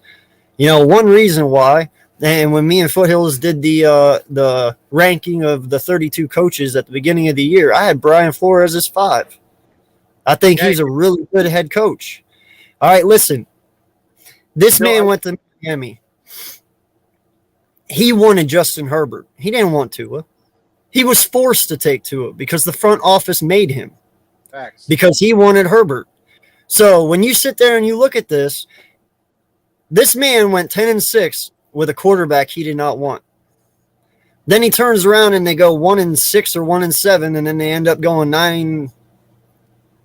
Wait, what did they get? 9-8, right? They're the only team to lose 7 straight and win 7 straight. Yeah. Yeah. And that's what I'm saying. So this man went 10-6 with a quarterback he did not want. And then he turned around and went 1-7 and then finished 9-8 with a quarterback he did not want. You got to give the guy some props. You have to. How many coaches out there don't get the quarterback that they want? How many? Not very often. Usually when you're a head coach and you want a quarterback, you get him. He didn't have that opportunity.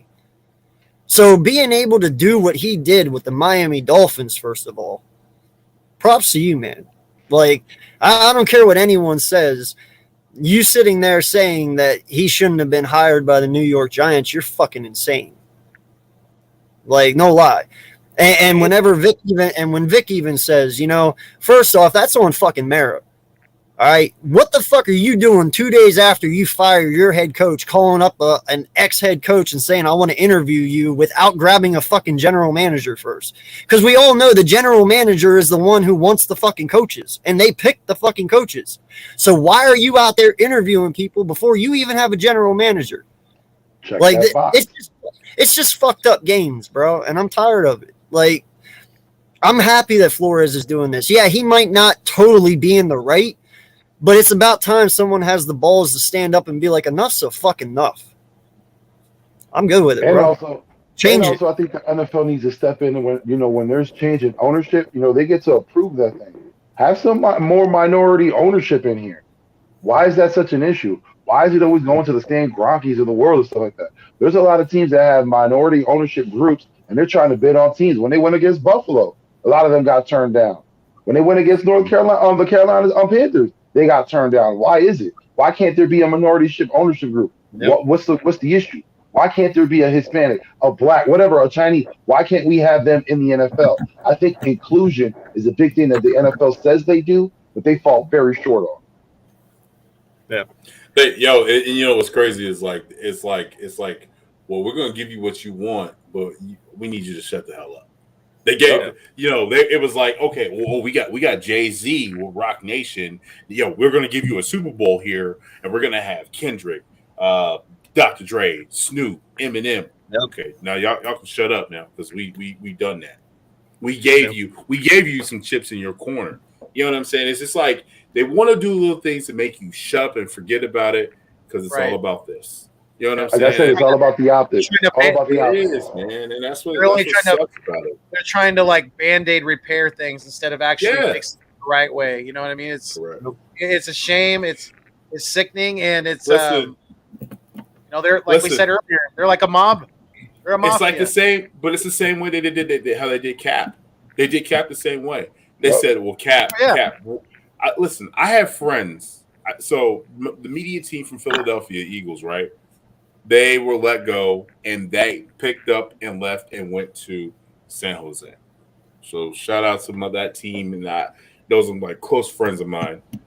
And from the stories that I get from the San Francisco 49ers, that like from that media team, man, they tell me all the time, bro.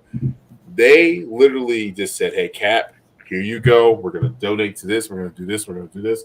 Just shut up. We don't need you to be doing what you're doing." You know what I'm saying? It's like, bro. Like, if you're not paying attention to what is going around you, and you're not in, the woke, whatever you want to call it, bro. Like, come on, man. Like, what's going on in the world. You just don't want to pay attention to it because it's ugly. Yeah. And you don't want to see that. You know what I'm saying? Like, it's just crazy to me to see this, man. But, what's gonna stop us from watching football, right? What's going to stop us? We love it. We love it, right? And they know that, and they take advantage of that shit. Exactly, 100%. And they know that. You know what I'm saying? Like, they know that Vic is going to watch it. They know that Foothills is going to watch it. AK, you're going to watch it. I'm going to watch it. Me and my wife, we go to at least 4 or 5 games. Shit, sometimes 8 games a year. That's why they've let. What I'm saying? That's why they've let DirecTV have a monopoly on the ticket for as long as they have, because they know people like me who live at a market are going to pay whatever they need to pay. You're going to pay that. You're going to pay that $200. Yeah.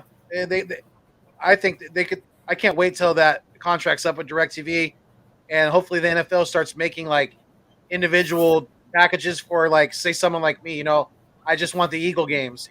I could pay a certain amount every month, and just for the season, and get all the games, for the Eagles.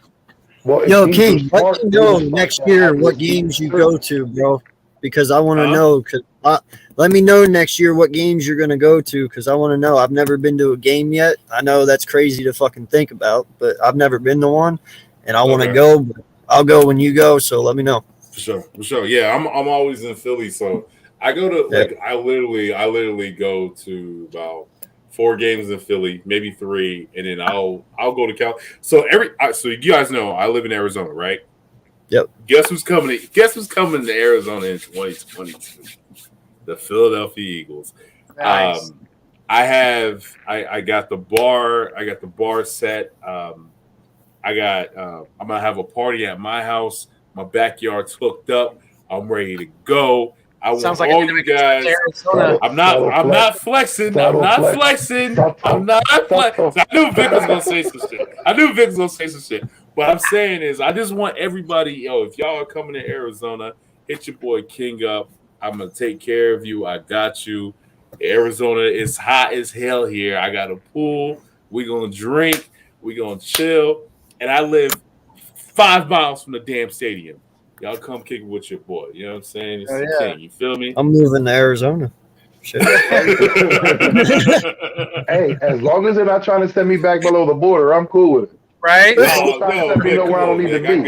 Vic, I got you, Vic. I speak perfect English and Spanish. Just on. Vic, no one is taking you from us. Trust me. Vic, you would have a whole line of people in front of you. No one's taking you. Thanks. Hey, ain't nobody touching you. Trust me. You say the word, ain't nobody touching you, Vic. I got you. My pronunciation will be on point once I'm down there. Oh yeah, for sure. I got you though. I got you. So I hope all three of you guys. I hope you come to Arizona, meet up with your boy. I'm gonna be back home in Philly. Like I said, I go home all the time. I'm going to the Eagles game, so hopefully we can all meet up. You know what I'm saying? Hang out. You know what I mean? Let's go to. we can have a block party at one of my boys' house or my family's house. Let's do it, man. I'm always back in Philly, so y'all know what it is. Hey, man, I might not have a ticket to a game, but I'll come down and tailgate with you for sure. Hey, I'll crash a parking lot. Hey, man, kids take money. Kids take money, you know. I said kids take money. I got a 4-year-old and a 5-year-old, and my wallet's empty. It's empty. Ain't nothing but a walk. Ain't nothing but a couple steps right across the stadium. Right? Hey, I feel you. I got kids too. Yeah. My wallet is always empty. No lie. I got a diva princess, so I get it. It's crazy to me that, you know, if it's true some of what Flores was saying, that the Dolphins were actually paying him to lose games, that's weird. Did you think it was kind of funny? Okay, but with that though, came up right afterwards, like that's why I lost. They were paying me too. Right. See, with that though, I'm gonna need some proof with that. I'm gonna need some proof with that. I need receipts. I need receipts. Yeah, exactly. I need that. I need I need taxes. I need all that. I need all of that. I need all of it. You know what I'm saying? But unfortunately, though, if that happened, King, unfortunately, if that happened, that's called hush money. That was not in the books. But this is the thing, though. Did you? So after that statement was made, did you guys hear what? I mean, I know he's an ex-Cowboy fan. I mean, he's a Cowboys fan. He's an ex-Cowboys player. Did you hear what Des Bryant said about Jason Garrett and Jerry Jones? Nah, I know I heard something about it. I don't know what he said specifically. He said, I heard that. Yeah, go ahead. He said, listen. He said, I stand behind Flores with everything he says because he said in 2000, I think we said 2010 or 2011, he said it was crazy. You would think I was lining on one side of the field in one position. And he's like, I'm not getting the ball. He said, Dak would never look my way. He said, I went to go talk to Jason Garrett, and he's like, yo, won't you just move me around so we can win this game? This is what Dak said. Jason Garrett says, no, stay in your place. Stay in your lane. He was like, and then he was like, then me and Jason Witten got into it because I wasn't getting the ball, and they wouldn't want to move me around. I went back to Jason Garrett again. Told him, hey, what's going on? Like, because I'm not getting the ball. I'm open. Y'all ain't doing anything to even win this game. What's up? Like, you know what I'm saying? He said, yo, listen, he's like, some of these owners are fixing this because they want certain players. He was like, how do you think we got Ezekiel Elliott that year? I was like, but you guys hear that? What Hugh Jackson's claiming that Jim Haslam was paying him? He paid him over like $250,000 to lose some games back in 2016, 2017. I'm calling cap on all that. Listen, they didn't have to pay him anything other than his salary. They were terrible. You get that all to Hugh. That's all Hugh Jackson. He's a horrible coach. And so he is one coach that he has never been good. I mean, you good quarterback coach. Good quarterback. I'll give him respect. Good quarterback coach. Yeah. Throwing wet balls and everything. Yeah, I give it to him. But he is a terrible coach. He's a terrible coach, man. Him and what's other cat that he had on his offense? Tom Haley. Tom Haley's a terrible. Tom coach. Haley when they had that. Oh my God. He is terrible coach. He's terrible. Isn't he in the USFL now? Right, Todd Haley. Yeah. Because he's terrible. So, AK, this past week, the GOAT, as some people call him, Tom Brady, announced his retirement on IG, and he kind of snubbed the Pats in his little retirement. Retirement announcement. What did you think about that, AK? About his retirement? And about him snubbing the Pats, in his posting. Besides shitting on Ben Roethlisberger. First, I gotta say, can't even go to Hall of Fame. Can't even have that one time for Ben. That's Tom's week. That's Tom's week. He said, "Oh, so you gonna retire? Hold on, which I retired to." My bad, AK. No, that's funny as shit. No, Ben said, Tom said, checkmate. Yeah. No, listen, man. One, bye. 2. That's funny as shit. No lie. Yeah, just bye. That's all I got to say to that. Thank God. Yeah. Thank God I never have to see your fucking 45-year-old young man face ever again in this league. And secondly, listen, I love it because I understand too a little bit. You know, when you want to trade Tom Brady for Jimmy G, and you know all that shit came out, I understand why he wants to snub him because I mean, how many rings did he bring him? 6, and that's how you're gonna treat this man? Mm-hmm. Nah. You guys just reminded me of something. I got to ask your opinion on this. I don't know if you've seen it. On Twitter, Lord Brunson put out a tweet, and he said, if the Buccaneers get Jimmy G, they will not skip a beat. I told him he was crazy. What do you guys think about that? He's a great game manager. Trust me, I watch a lot of Niner games with my wife. Is he though? He's a game manager. He's a game manager. He's a game manager that you're kind of worried about though in the back of your head. He's a game manager that'll try too hard. Sometimes try too hard, and that's when you get the interceptions.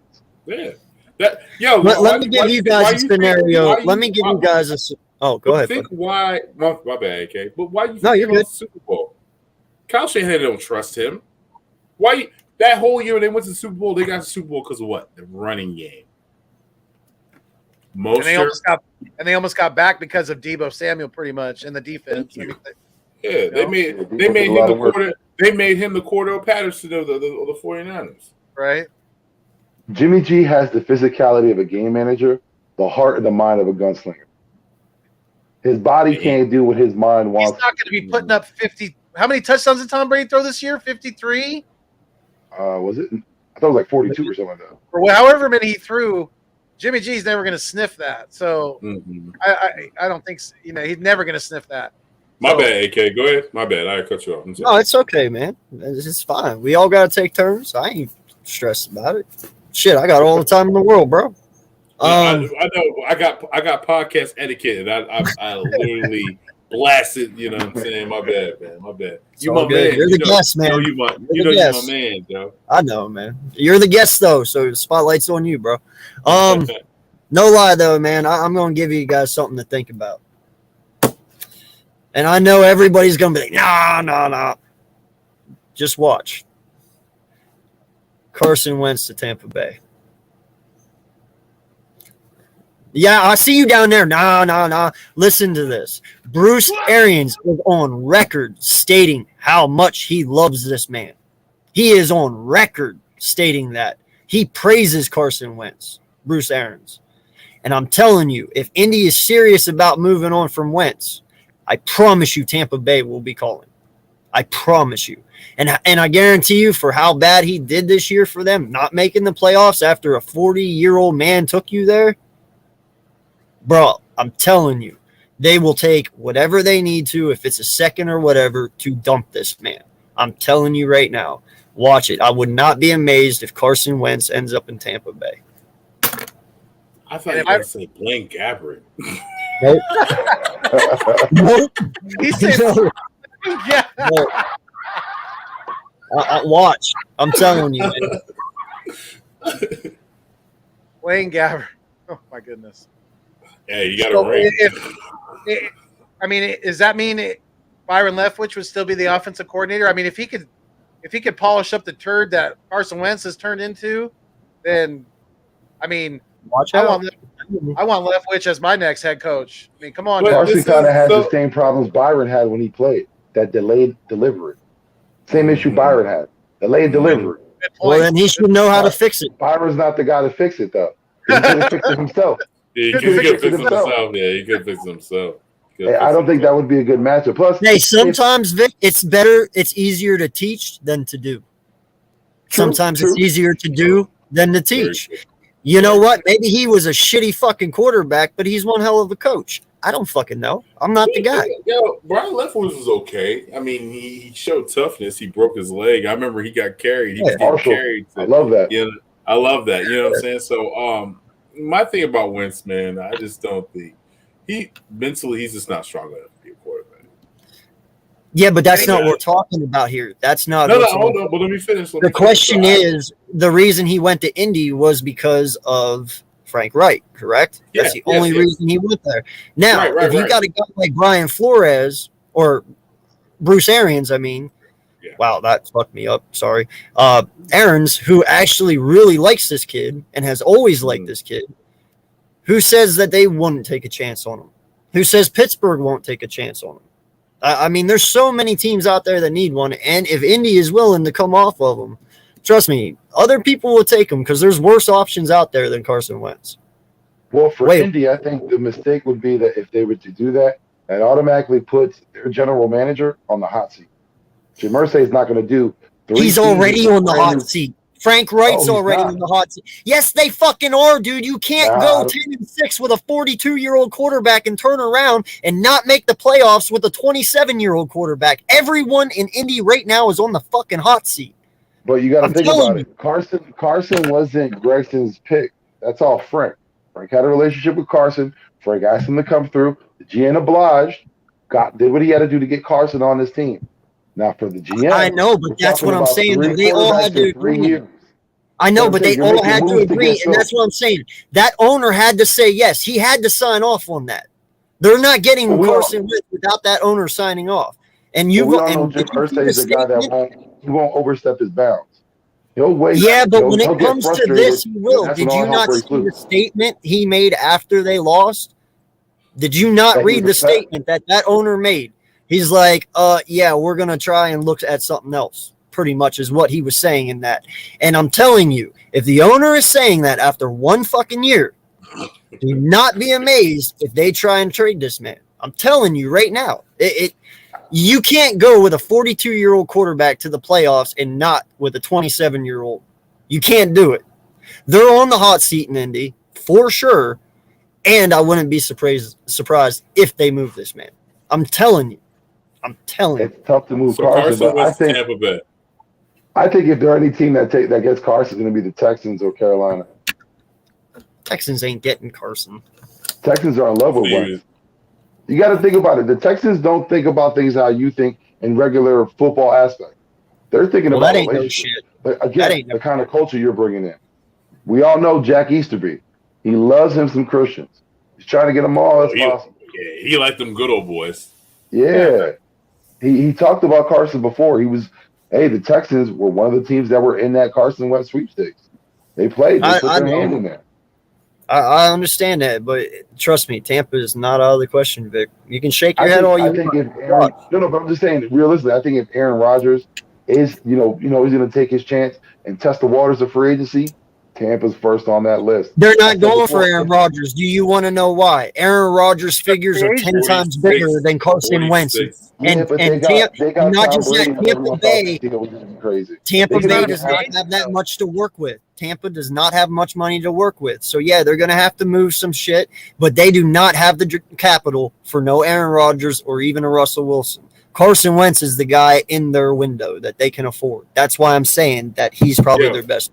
I don't know if Bruce Arians is going to want to have Jameis Winston 2.0. He already got rid of Jameis Winston. Why are you going to get his twin? Carson doesn't even throw the ball as good as Jameis with his delay ass throw. Jameis fucking sucks. Who are you kidding? Hey, right now I would say he can't throw a ball. He threw 30. I got one thing to say. Can we just give a rest in peace to the era? The era is gone. So Phillip Rivers, Drew Brees, that 2004 era. The era is gone. So we just got to get a moment of silence. And Roethlisberger. Yep. Yeah. Well, Rodgers, if you want to say Rodgers be the last part of that piece. Yeah, Rodgers is the last part of that piece because we got the new guys. You still got Matt Ryan. Ryan was what, 2009? 2009, 2006. Matt Ryan, 2006. Matt Ryan, because he was Boston College, right? He's Boston College. Yep, Boston College. Yeah, it's 2006. It's 2006. Damn, that's a long time ago. Wow, a long time ago. And I think he might. And he a Philly cat too, so I think it might be time for him to get out of here as well. He reminds me of Peyton Manning after those surgeries. Got the limp noodle arm, can't do much, can't run around. But Peyton won a championship like that though too. So Payton had Yeah, because he had a dope ass defense. right. Defense ain't scared of nobody. That's without saying. He had Wolf, Do you guys think Von that- Miller, a young Von Miller. Like, golly. Yeah. I was still I gonna say that ask you Super guys? Bowl was fucking rigged. I ain't lying. The first one.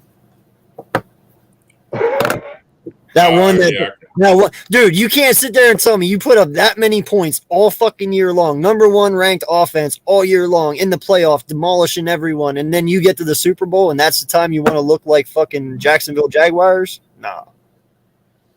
Yeah, that was terrible by Seattle. Was that Seattle? Yeah. That's when they beat them like 52 to fucking what, 21?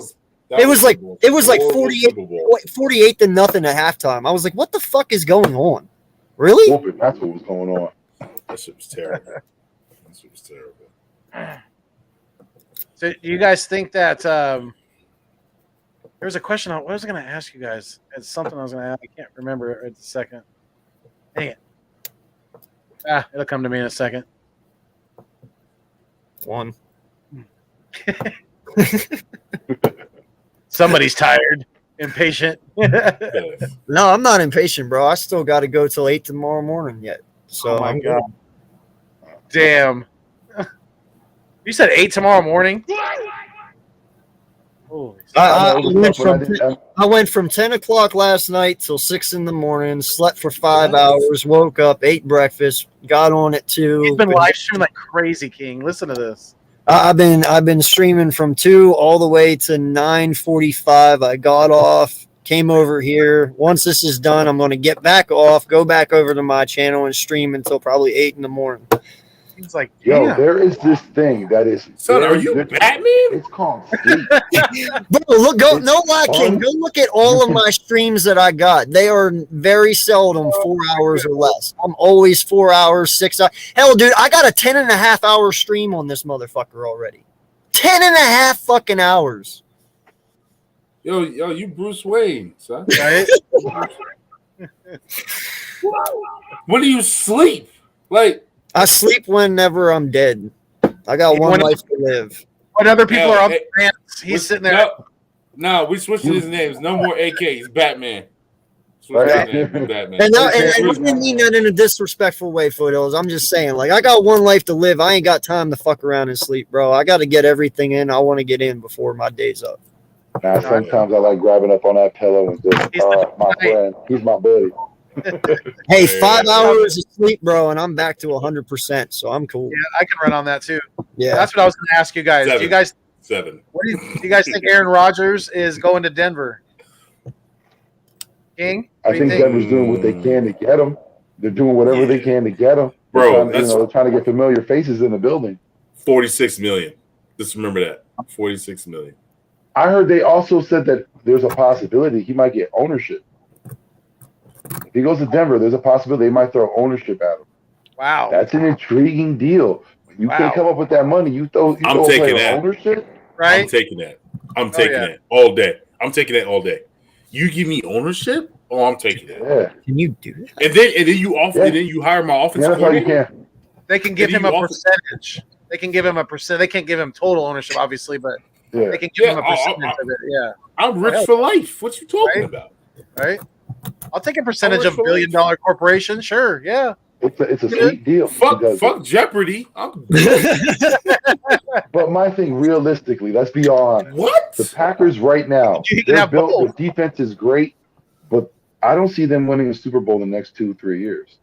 So if you're looking at that time frame as Aaron Rodgers' last time in the NFL, for him, wouldn't you want to go to a team that's pretty much set up kind of the way Tom Brady did in Tampa? You just needed that final piece.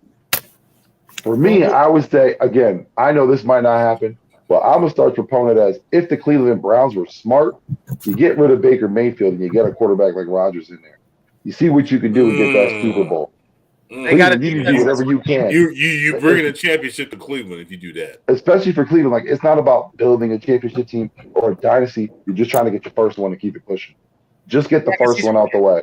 If ownership, if they offer him that, I could totally see him taking that. But otherwise, do you really think he's going to want to go to a division with Patrick Mahomes and Justin Herbert and possibly still Derek Carr with a new head coach. I mean, I know we're not super high on McDaniel, but I don't that's think Justin. I that's a lot don't of think Derek competition Carr in is that coming back. division. But It's imagine still- if he I runs think that Derek division. Carr is going to be wearing a new uniform. Even with That's but my- still, even with having to play Patty Mahomes and Justin Herbert twice a year, that's not very suiting for an older quarterback who's trying to win a championship in the next few years. I got you, but I see Derek Carr. I see Derek Carr going to the Steelers. I can see him going to Atlanta. I can see Washington. Commander. Be a Really? commander. I can see that. I can see Derek that. Carr I in can Washington. see that.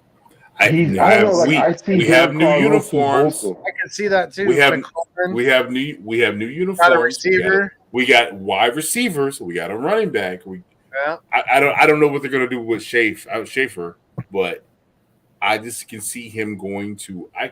I don't see him being a Raider. I just don't see him being a Raider. Derek Carr to Tennessee. No, They like Tannehill. For whatever reason. they like guys are Tannehill. loyal. I don't see They're it. loyal to They like Tannehill. Tannehill. He's But I'm gonna trash. tell you, there's He's four trash. quarterbacks I know is going to be on the move. I think, and this is Derek Carr. I think he's going to be on the move. We already know Watson's going to be on the move. I think Russell's probably going to be on the move as well. And then I think Aaron Rodgers, believe it or not, is going to be on the move.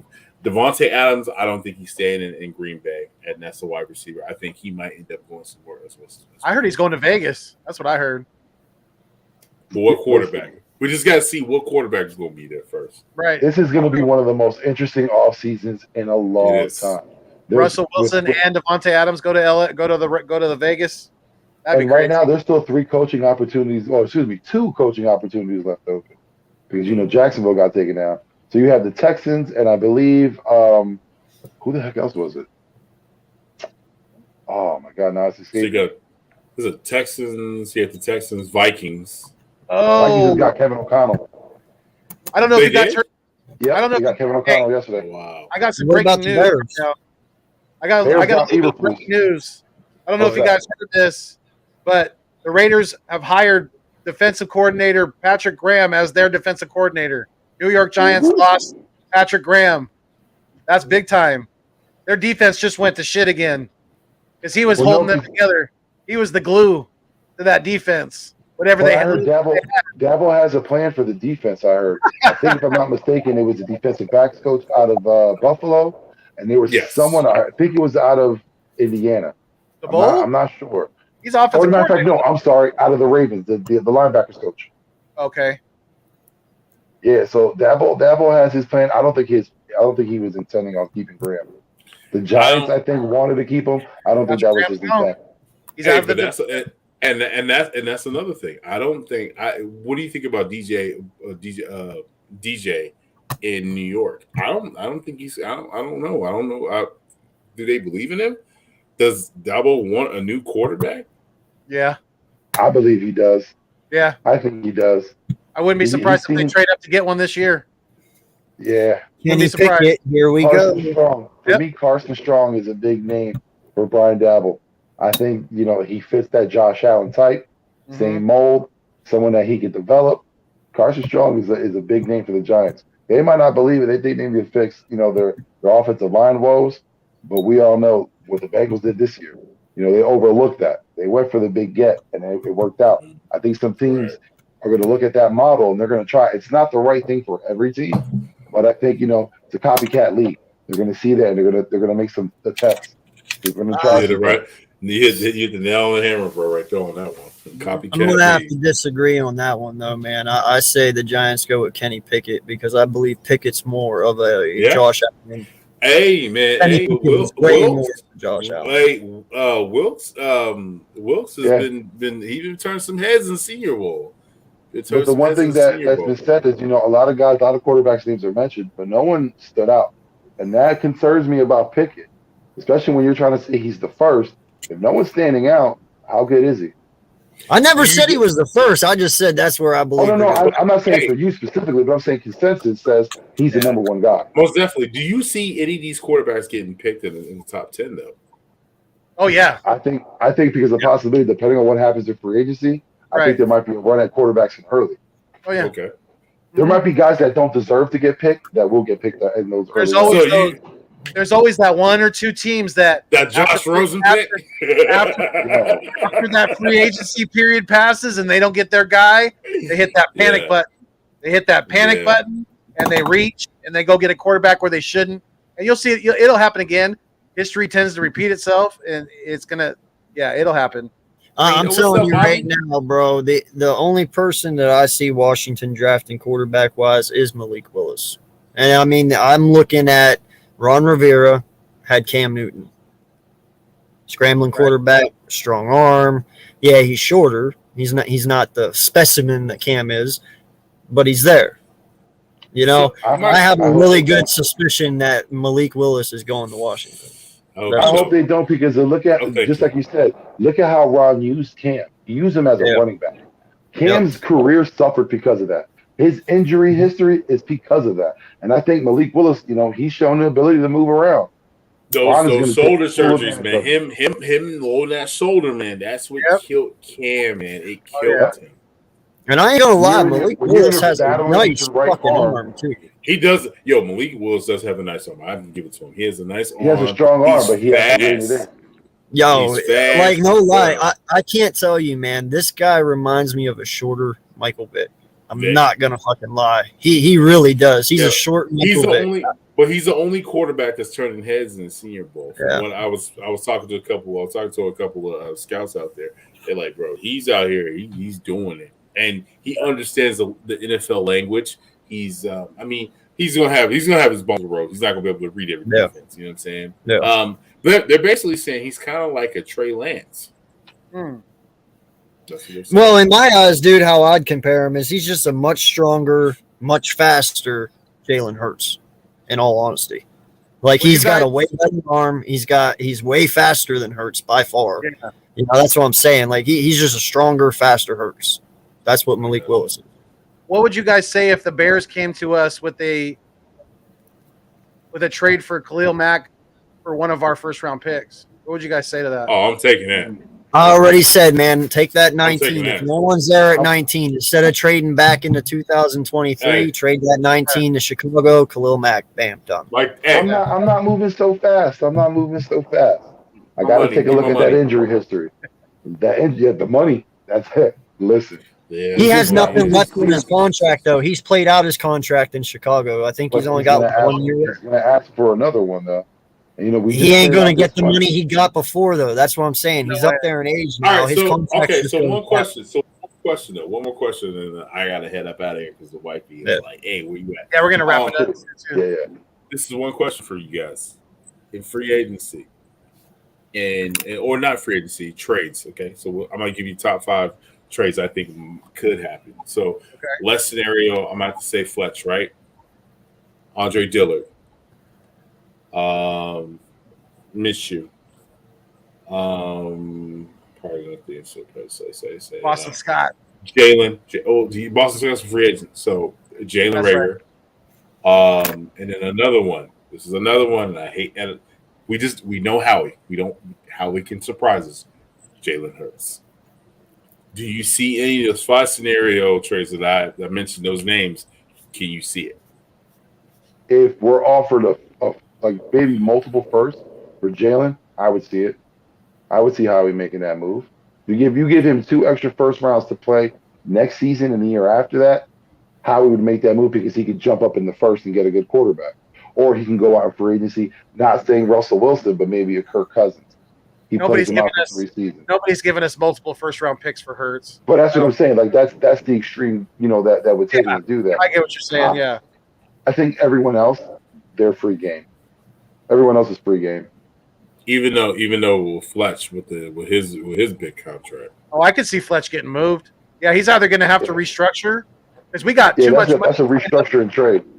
Between him and Hargrave, we have a lot of money tied up between those 2 guys. So Hargrave earned his money this past season.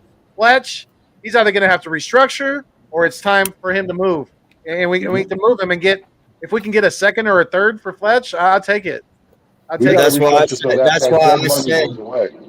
That's why I said I'm drafting Jordan Davis at 16, because if you draft Jordan Davis at 16, bro, I'm moving Howie the following week, I'm moving Cox like that training camp, or at the beginning before the deadline for like a third or a fourth.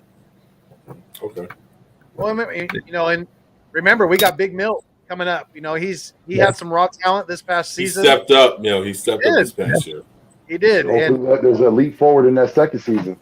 He made some rookie mistakes, along the way, but that's to be expected. He's definitely got some growing to do, but I think he's got a lot of potential. I just need to see more, and I need to see more from him. And I need to see more from Sweat. I need to see more from him too. And also, the defensive coordinator has to get more physical with the play call. Jackson's motor. I like Teron Jackson's motor a lot. Yo, all right, Vic, you, that ain't happening. We conservative on defense. Hey, real quick, King, before you get out of here, I'm going to throw something at you, man. Yeah. What's up, AK? If this is only just hypothetical, but we've talked about JG being moved, and if he gets a head coaching job somewhere, defensive coordinator, we've heard Zimmerman, we've heard Fangio, all that. Say it. Listen, I am. I'm looking at one dude, man, and one dude only. All right, and if you watch my shows, you'll know. If JG ends up going to Houston, he's obviously going to want his own defensive coordinator. Mm-hmm. That frees up Lovie Smith. I've been a huge advocate of bringing Lovie Smith to Philadelphia. How do you feel about that, man? If he becomes available and we need a DC, I want Lovie Smith in Philly. I would take.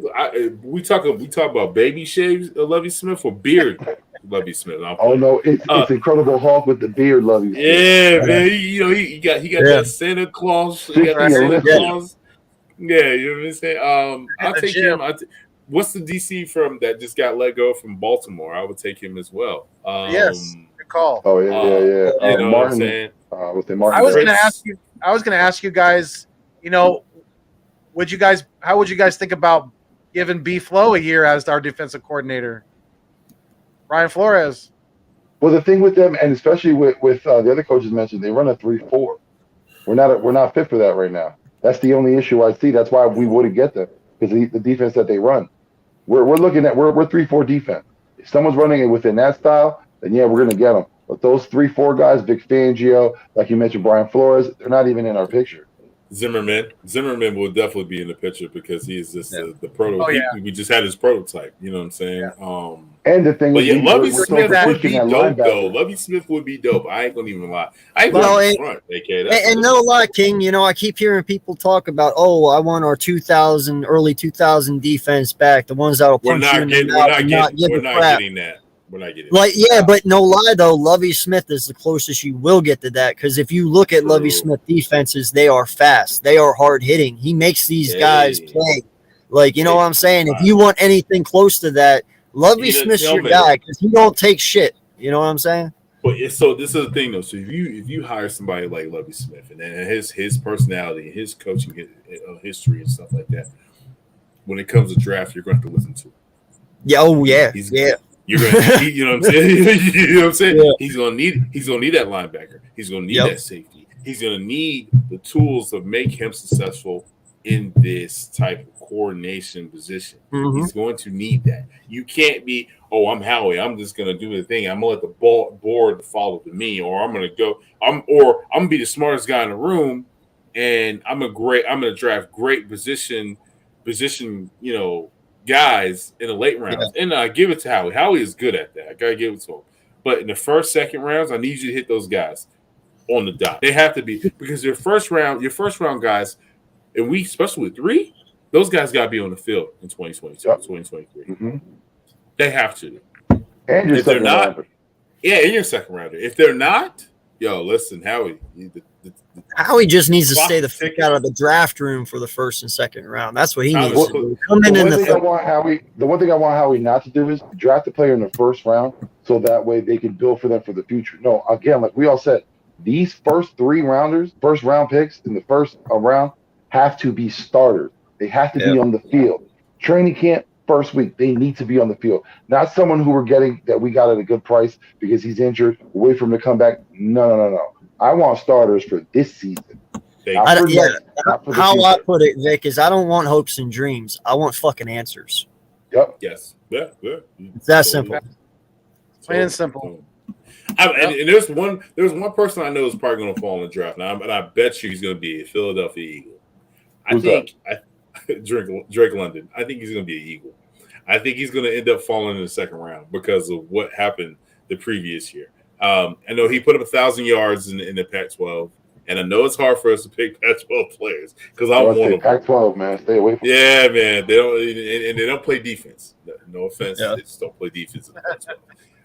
You can pick a wide receiver or running back. That's about it for the Pac-12. True. So I just think he's going to end up falling to the second round. He's going to be like one of those. And I think if he's there in the second round, you go ahead and get him. But first round, hell no. I do not want him in the first round. I'm going to go nothing but defense. But I think he's one of the names. He's going to end up being like with J. Jaw. I was like, and they made the whole the scientists and the whole NASA shit. I said, watch, he's going to end up being an Eagle. And what happened? He ended up being a fucking Eagle. You know what I'm saying? Yep. So, like, I think he's going to end up being in the second round. There's going to be a lot of guys in there, man. Like, because when I look at London, he looks like Mike Evans prototype to me. He's put a little bit of weight on. I know he had ankle problems in his or as a junior. He's coming as a junior, right? I think he believes he's a junior. But he can catch. He can test. He can run routes. He can catch on. He can catch those 50-50. He's 6'5". He's 6'5". Yeah. He's Mike Evans. That's Mike Evans when I look at him. So I think he's going to end up falling to the second round. I mean, worse things could happen. Definitely. I like the DB from Florida too, though. Elam? Listen, I'm hoping if we get a receiver somehow we get a receiver that has the left, has the speed, and has the hands. Yeah. Just can we just get that one combo? Yeah, second round. I think you go wide receiver in the second round if you want to. Or you want to do another project thing, but in free agency, I really want a veteran wide receiver to be able to lead that room. Hey, another wide receiver that you need to watch out for is, and you can probably get him late. Yeah, you can probably get him later in the rounds, man. But Christian Watson, that kid is going to. Do you want to talk about another Mike Evans wide receiver? That kid is 6'5" as well. And, dude, from what I've seen from some film here lately that's came out from, practices and shit like that, dude, Christian Watson, he looks really fucking good, dude. Like, he's got hands. He almost catches that ball like Calvin Johnson. Just hand. No body, just straight hand. Yeah, I need that. I need hands. So look out for Christian Watson, man. Huh? That's why we want that. That's why we want watching the Senior Bowl. Yeah. Yeah. So watch for that name, Christian Watson, dude. I'm telling you, this kid's going to drive. I think he's. They say he's a day two, right? They say he's a day two. Yeah, and I think he's going to climb pretty good. Yeah. Interesting. I think he's going to end up like a Chris Godwin. He's going to be he's a free agent, coming off of a major knee injury. I don't know. Bring him home. I don't know if I want him. I know. What's my guy out of Penn State, the linebacker? Smith. Yeah. I'll take him too. Smith looks good. Yeah, I'll take Smith in the second. I'm trying to stay home for this draft. Yeah. We all know Penn State linebackers, man. They come in the league, man. They ready to wreak havoc, and so I like that. That's why we're linebacker you, man. No lie. Yeah, man. That's what we've always been. Penn State all day, man. Now Michael Parsons. Marco Parsons. What's other? Sean Lee. Yeah. Another Bowman. That I would not mind us drafting in this draft, man. And I got to give it to Slay on this one. Smoke Monday, man. You want to talk about a safety who can lay somebody the fuck out and not care? Dude, Smoke Monday can hit hard. This kid can hit. Is he from Florida? He's from Florida. No, he's from Auburn. Yeah. I want any defensive player with his first name is Smoke. That's a done deal. The done and deal. And then his last name is Monday. He smokes on a Monday. Sign this kid up, bro. Like, listen, he's chilling on Sunday, smoking the pack on Monday. No, he played so good. He's like literally on fire. The next day, he's still burning. Dude, Smoke Monday, man. That's more. That's your hard hitting. Like he's almost like an Epps, but better. That sounds like a live stream, like Smoke Mondays. Like, you just Right. spin out the whole. Just gave me an idea. Thank you for that. Me too. Let me ask you all a question. What percentage do you think that we go into this draft? And as always, in every year, we always have our thoughts, our guys that we want picked. And it never works out that way. No. Do you think there's a possibility, like, what is your worst case scenario going into this draft? All right, so can I go first? Go ahead. Sure. So we're gonna end up picking like 3 defensive linemen in the first round, and then a linebacker from like Idaho or something like that. From Hawaii. Yeah, from Hawaii or something. In a fighter fire that saved like 6 babies from a burning building, and he just wanted his second chance. He's like 26 years old. He got like 5 baby mamas, and they all got EBT accounts. Great. Wow. Wow. I just made a story. Yo, no lie. It seems like you put a lot of thought into that because that's not something you make up. Like you've been thinking of that for a week or two, bro. and his first baby mama is late on car payment on the car note. So you know what I mean. So he had to get names. When she got the loan, she was like, "My baby daddy's about to play in the NFL. Show them a card." Yeah. Let me get the Hummer 3. Right. NFL baby mama. It's an official card. NFL baby mama. Baby, Pretty soon he's our like, lineman's gonna be on fucking Maury. I am not the father. Hey, there's a new reality TV show right there. Baby mamas of the NFL. Yeah. Listen, you can just do Don't give them any more ideas, bro. We don't need any more reality. She's like, I got a Tesla. She's like, I got a Tesla. Right, they got the Tesla truck. I got the Jaguar Z. Oh man, no, but real talk. I think it's gonna be one of those things where Howie's overthinking and he wants to be the smartest man in the room, and he wants to pound one of his scouts, and the scout is like, "What the fuck, bro? I just did all this work. You sent me out to Timbuktu, and you didn't want to draft a guy I wanted to draft." So I just hope he doesn't overreach. I just hope, please don't overreach. Just stay right here. Yeah, just stay right here. Don't do none of this and the cute tips and all this shit. I don't want to see that. Making the pizza. Yeah. I just stay right here. Stay right here. Stay right here. Stay in your lane. Fall to you. Roll the dice. Just roll the dice. You know what I'm saying? To me, it would be packaging up all these draft picks and getting an older quarterback like a Russell Wilson. That would be a nightmare for me. I think that would be basically going in the opposite direction of the direction we should be going in. Isn't his contract like what, $19 million? Who? I think so, yeah, Russell. Russ. It's like $19 million. Too much. We just have too many holes. We have too many holes to be packaging up these draft picks. We need to be selecting players that are going to be on this team for years to come. I got you. Well, for me, man, I'm going to say, I've always known Howie Roseman to do the complete opposite of everything that we say.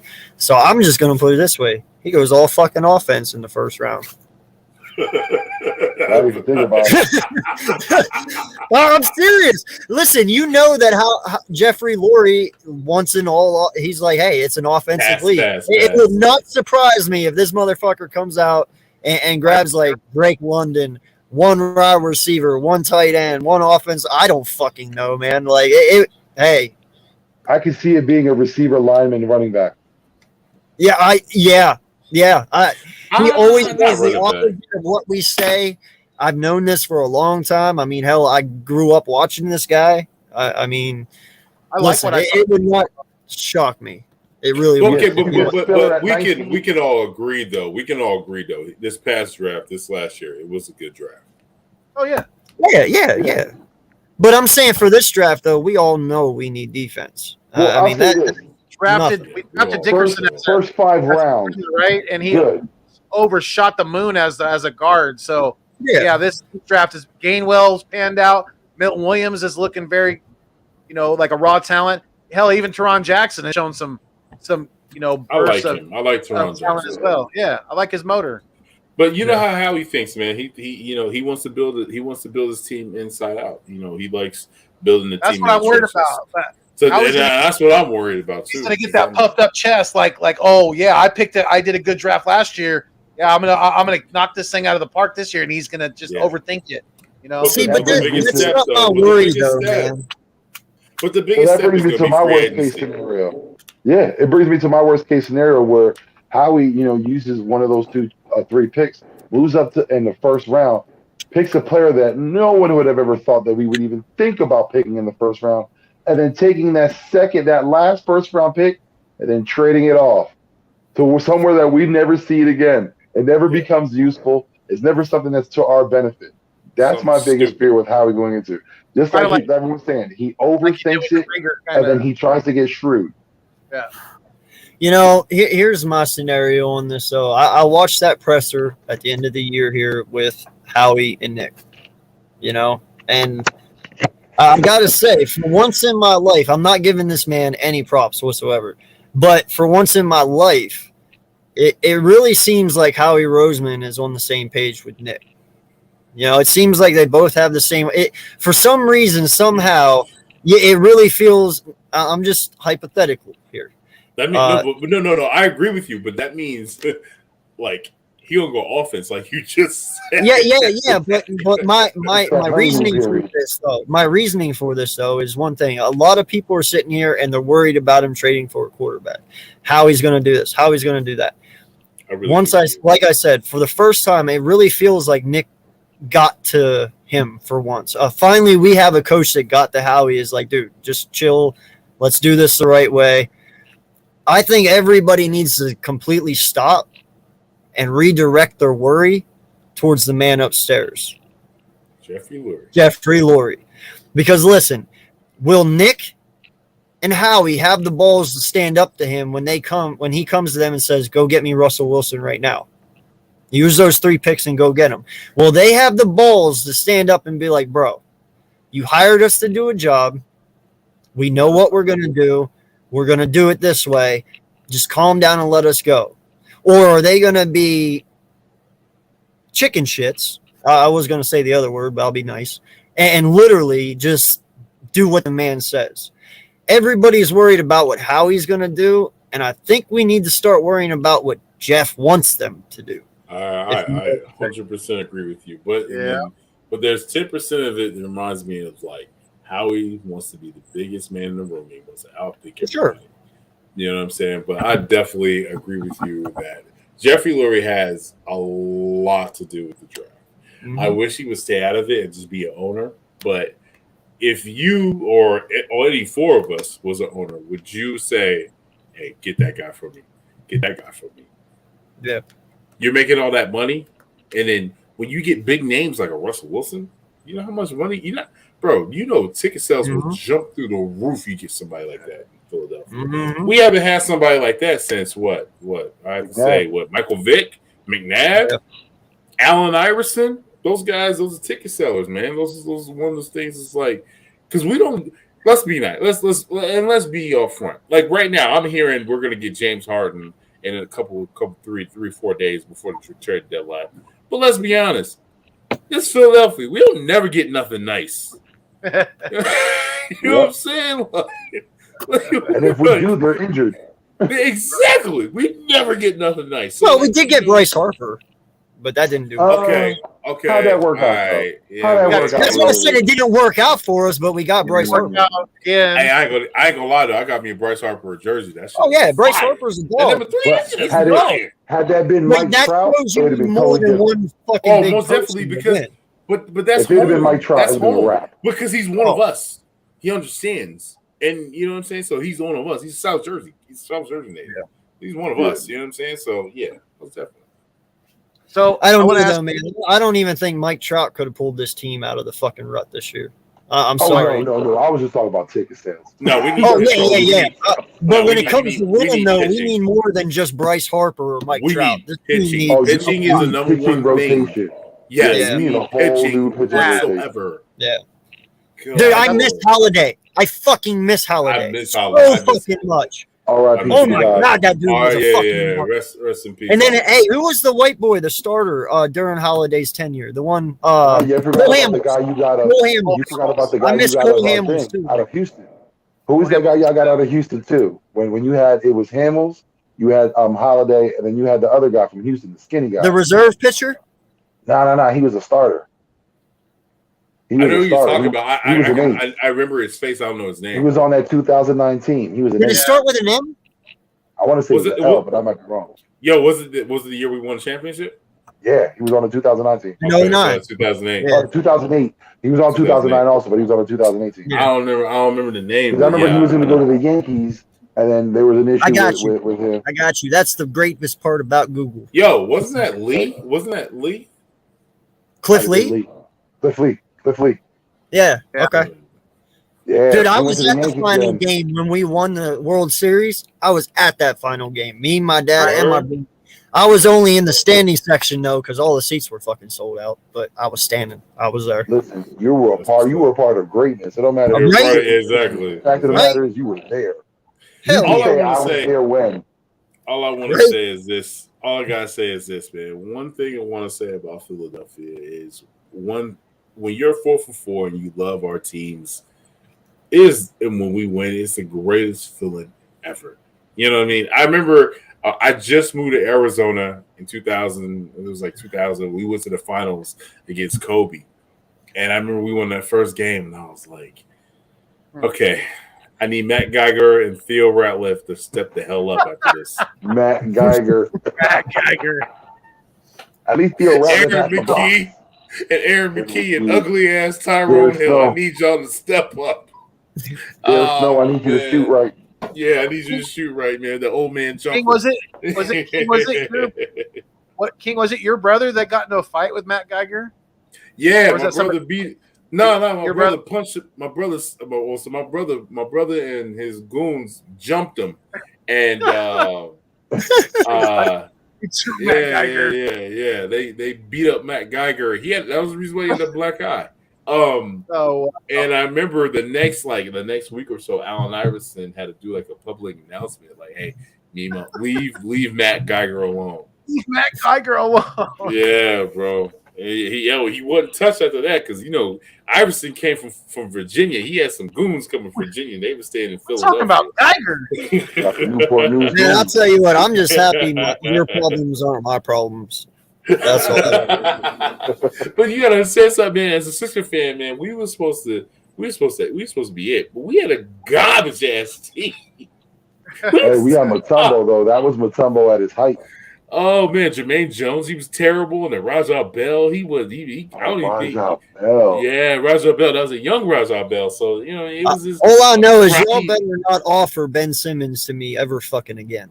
Like, listen, I don't I want Ben Simmons off. I want Andre Iguodala back in the day on the Sixers too. Right now, I'll take Jose Calderon, whatever his name is. Listen, my Bulls are doing just fine the way they are. I don't need that shit over y'all here. You can't beat the Sixers. That's all I gotta say. You want to bet? You want to bet? No, we've been beating y'all all season. That's fine. Hey, I don't care if they lose in the regular season. And that's cool. That's cool. It's the playoffs account. We're saving it for that. We're number 3. But we're number 2. First of all, y'all always hurt. So we already know what it is with y'all. And look what we're doing while we're hurt. Hey, y'all can't beat the Sixers though. That's all I gotta say. We'll see. The rise of Tyrese. We'll find out Sunday. We'll find out Sunday. Here they come. We'll find out Sunday. Baby. Go Sixers. Well, Embiid. We'll find out. 10, 9, 8, 76ers. It'll take you 76 years just to get another championship. Hey, it's been a long time for you too. Last time you won something, MC Hammer was hot. He was saying too legit to quit. You're right. You're right. You're fucking right, sir.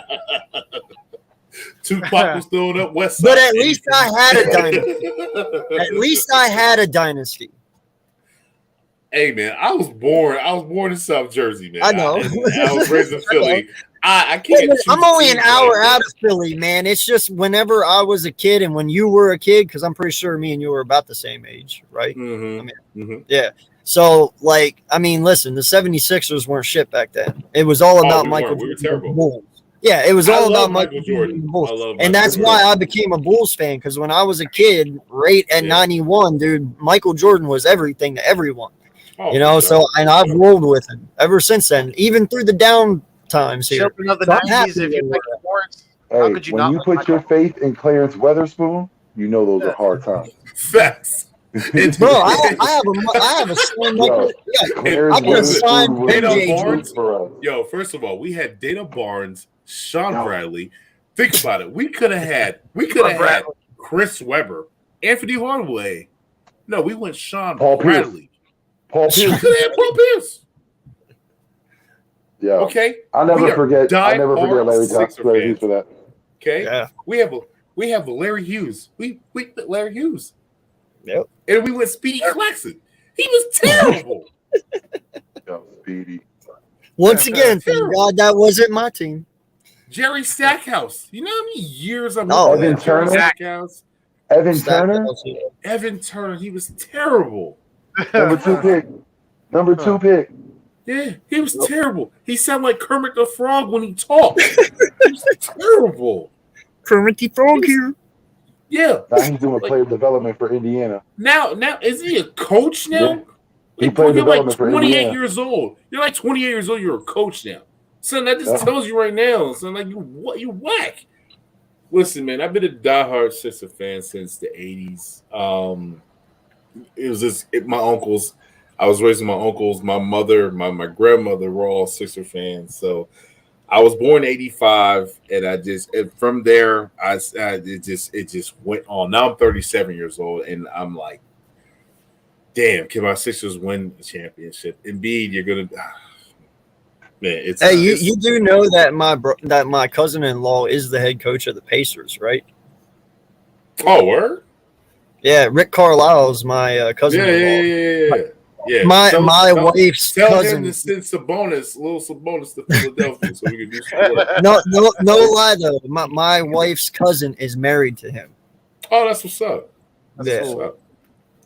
And it's kind of funny because I live in Carlisle and his last name is Carlisle. Oh wow. Does he own it? Weird. No, not that I know of. Maybe he's got family.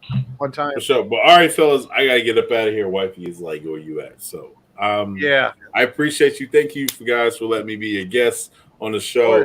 Vic, Foothills, AK, y'all know what it is, man. Most definitely. I appreciate you guys.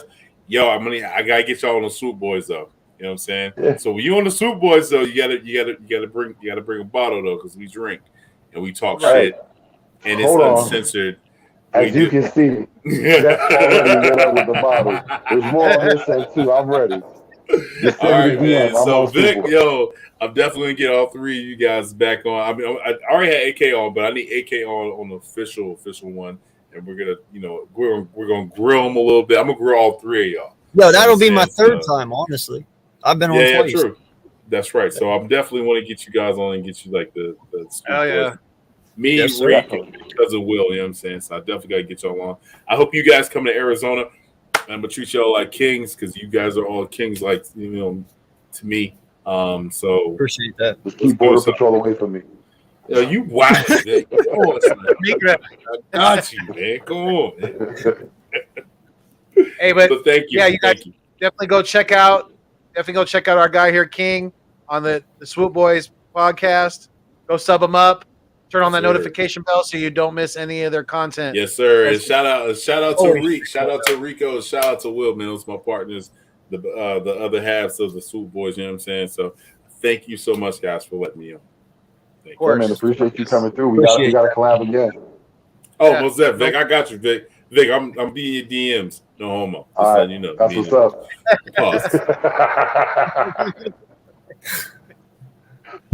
The link to his channel is in the description, you guys. Make sure you go sub him up. Go show him the love. Tell him East Meets West sent you because you're going to enjoy his content, definitely. Kings, you're always welcome here, sir. It was a great live stream tonight. We've been on for 2 hours and almost 45 minutes now. So yeah, we're gonna wrap it up. If you guys we got any closing comments or anything like that, let's get them out now so we can wrap this thing up. Sure. Hey man, just everybody pay attention to that Senior Bowl because we all know a lot of our draft picks are coming through there. If you want to see the young Eagles talent, watch the Senior Bowl. We got the Pro Bowl this week. I mean, we're going to see a lot of those players not really give much of a damn about the game, but party all night as they can in Vegas. And then next week we got that Super Bowl. Sadly enough, man, that's the end of the season for us. So let's make it the best what we can. Mm-hmm. And I hope everyone has a great night, fellas. Hey, man, it's been a great show. My guy, King, it's been an honor to have you on. And listen, we had a great time. Again, like I said, I hope we can collaborate more. Oh, most definitely. Definitely. I appreciate you guys. Thank you again. I can't say it so much more.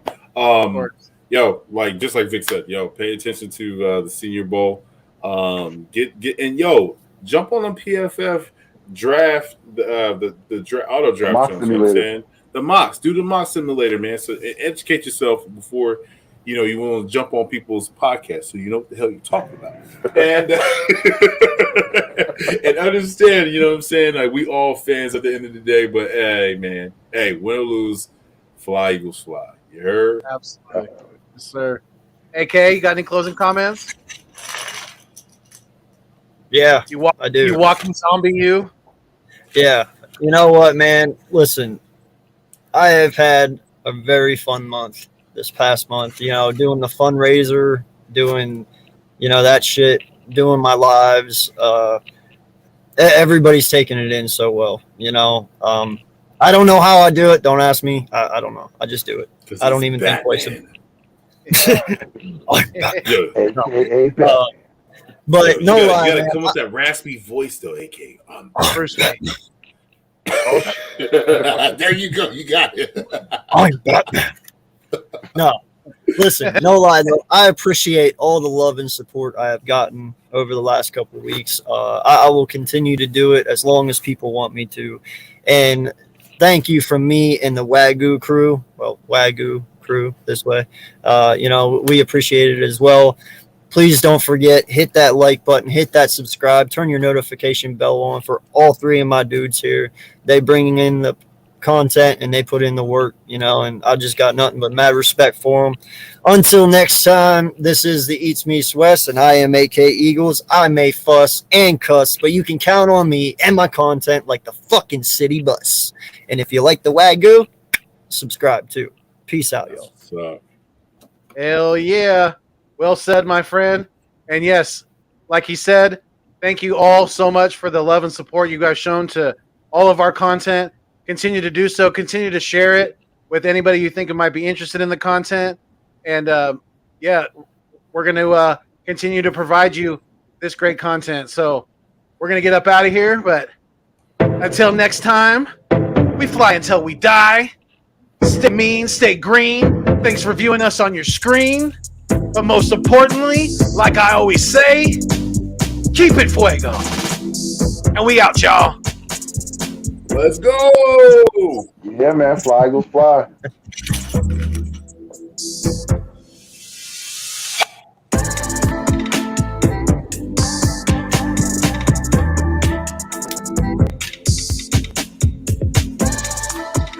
Don't forget, AK about to come back live, so tune in.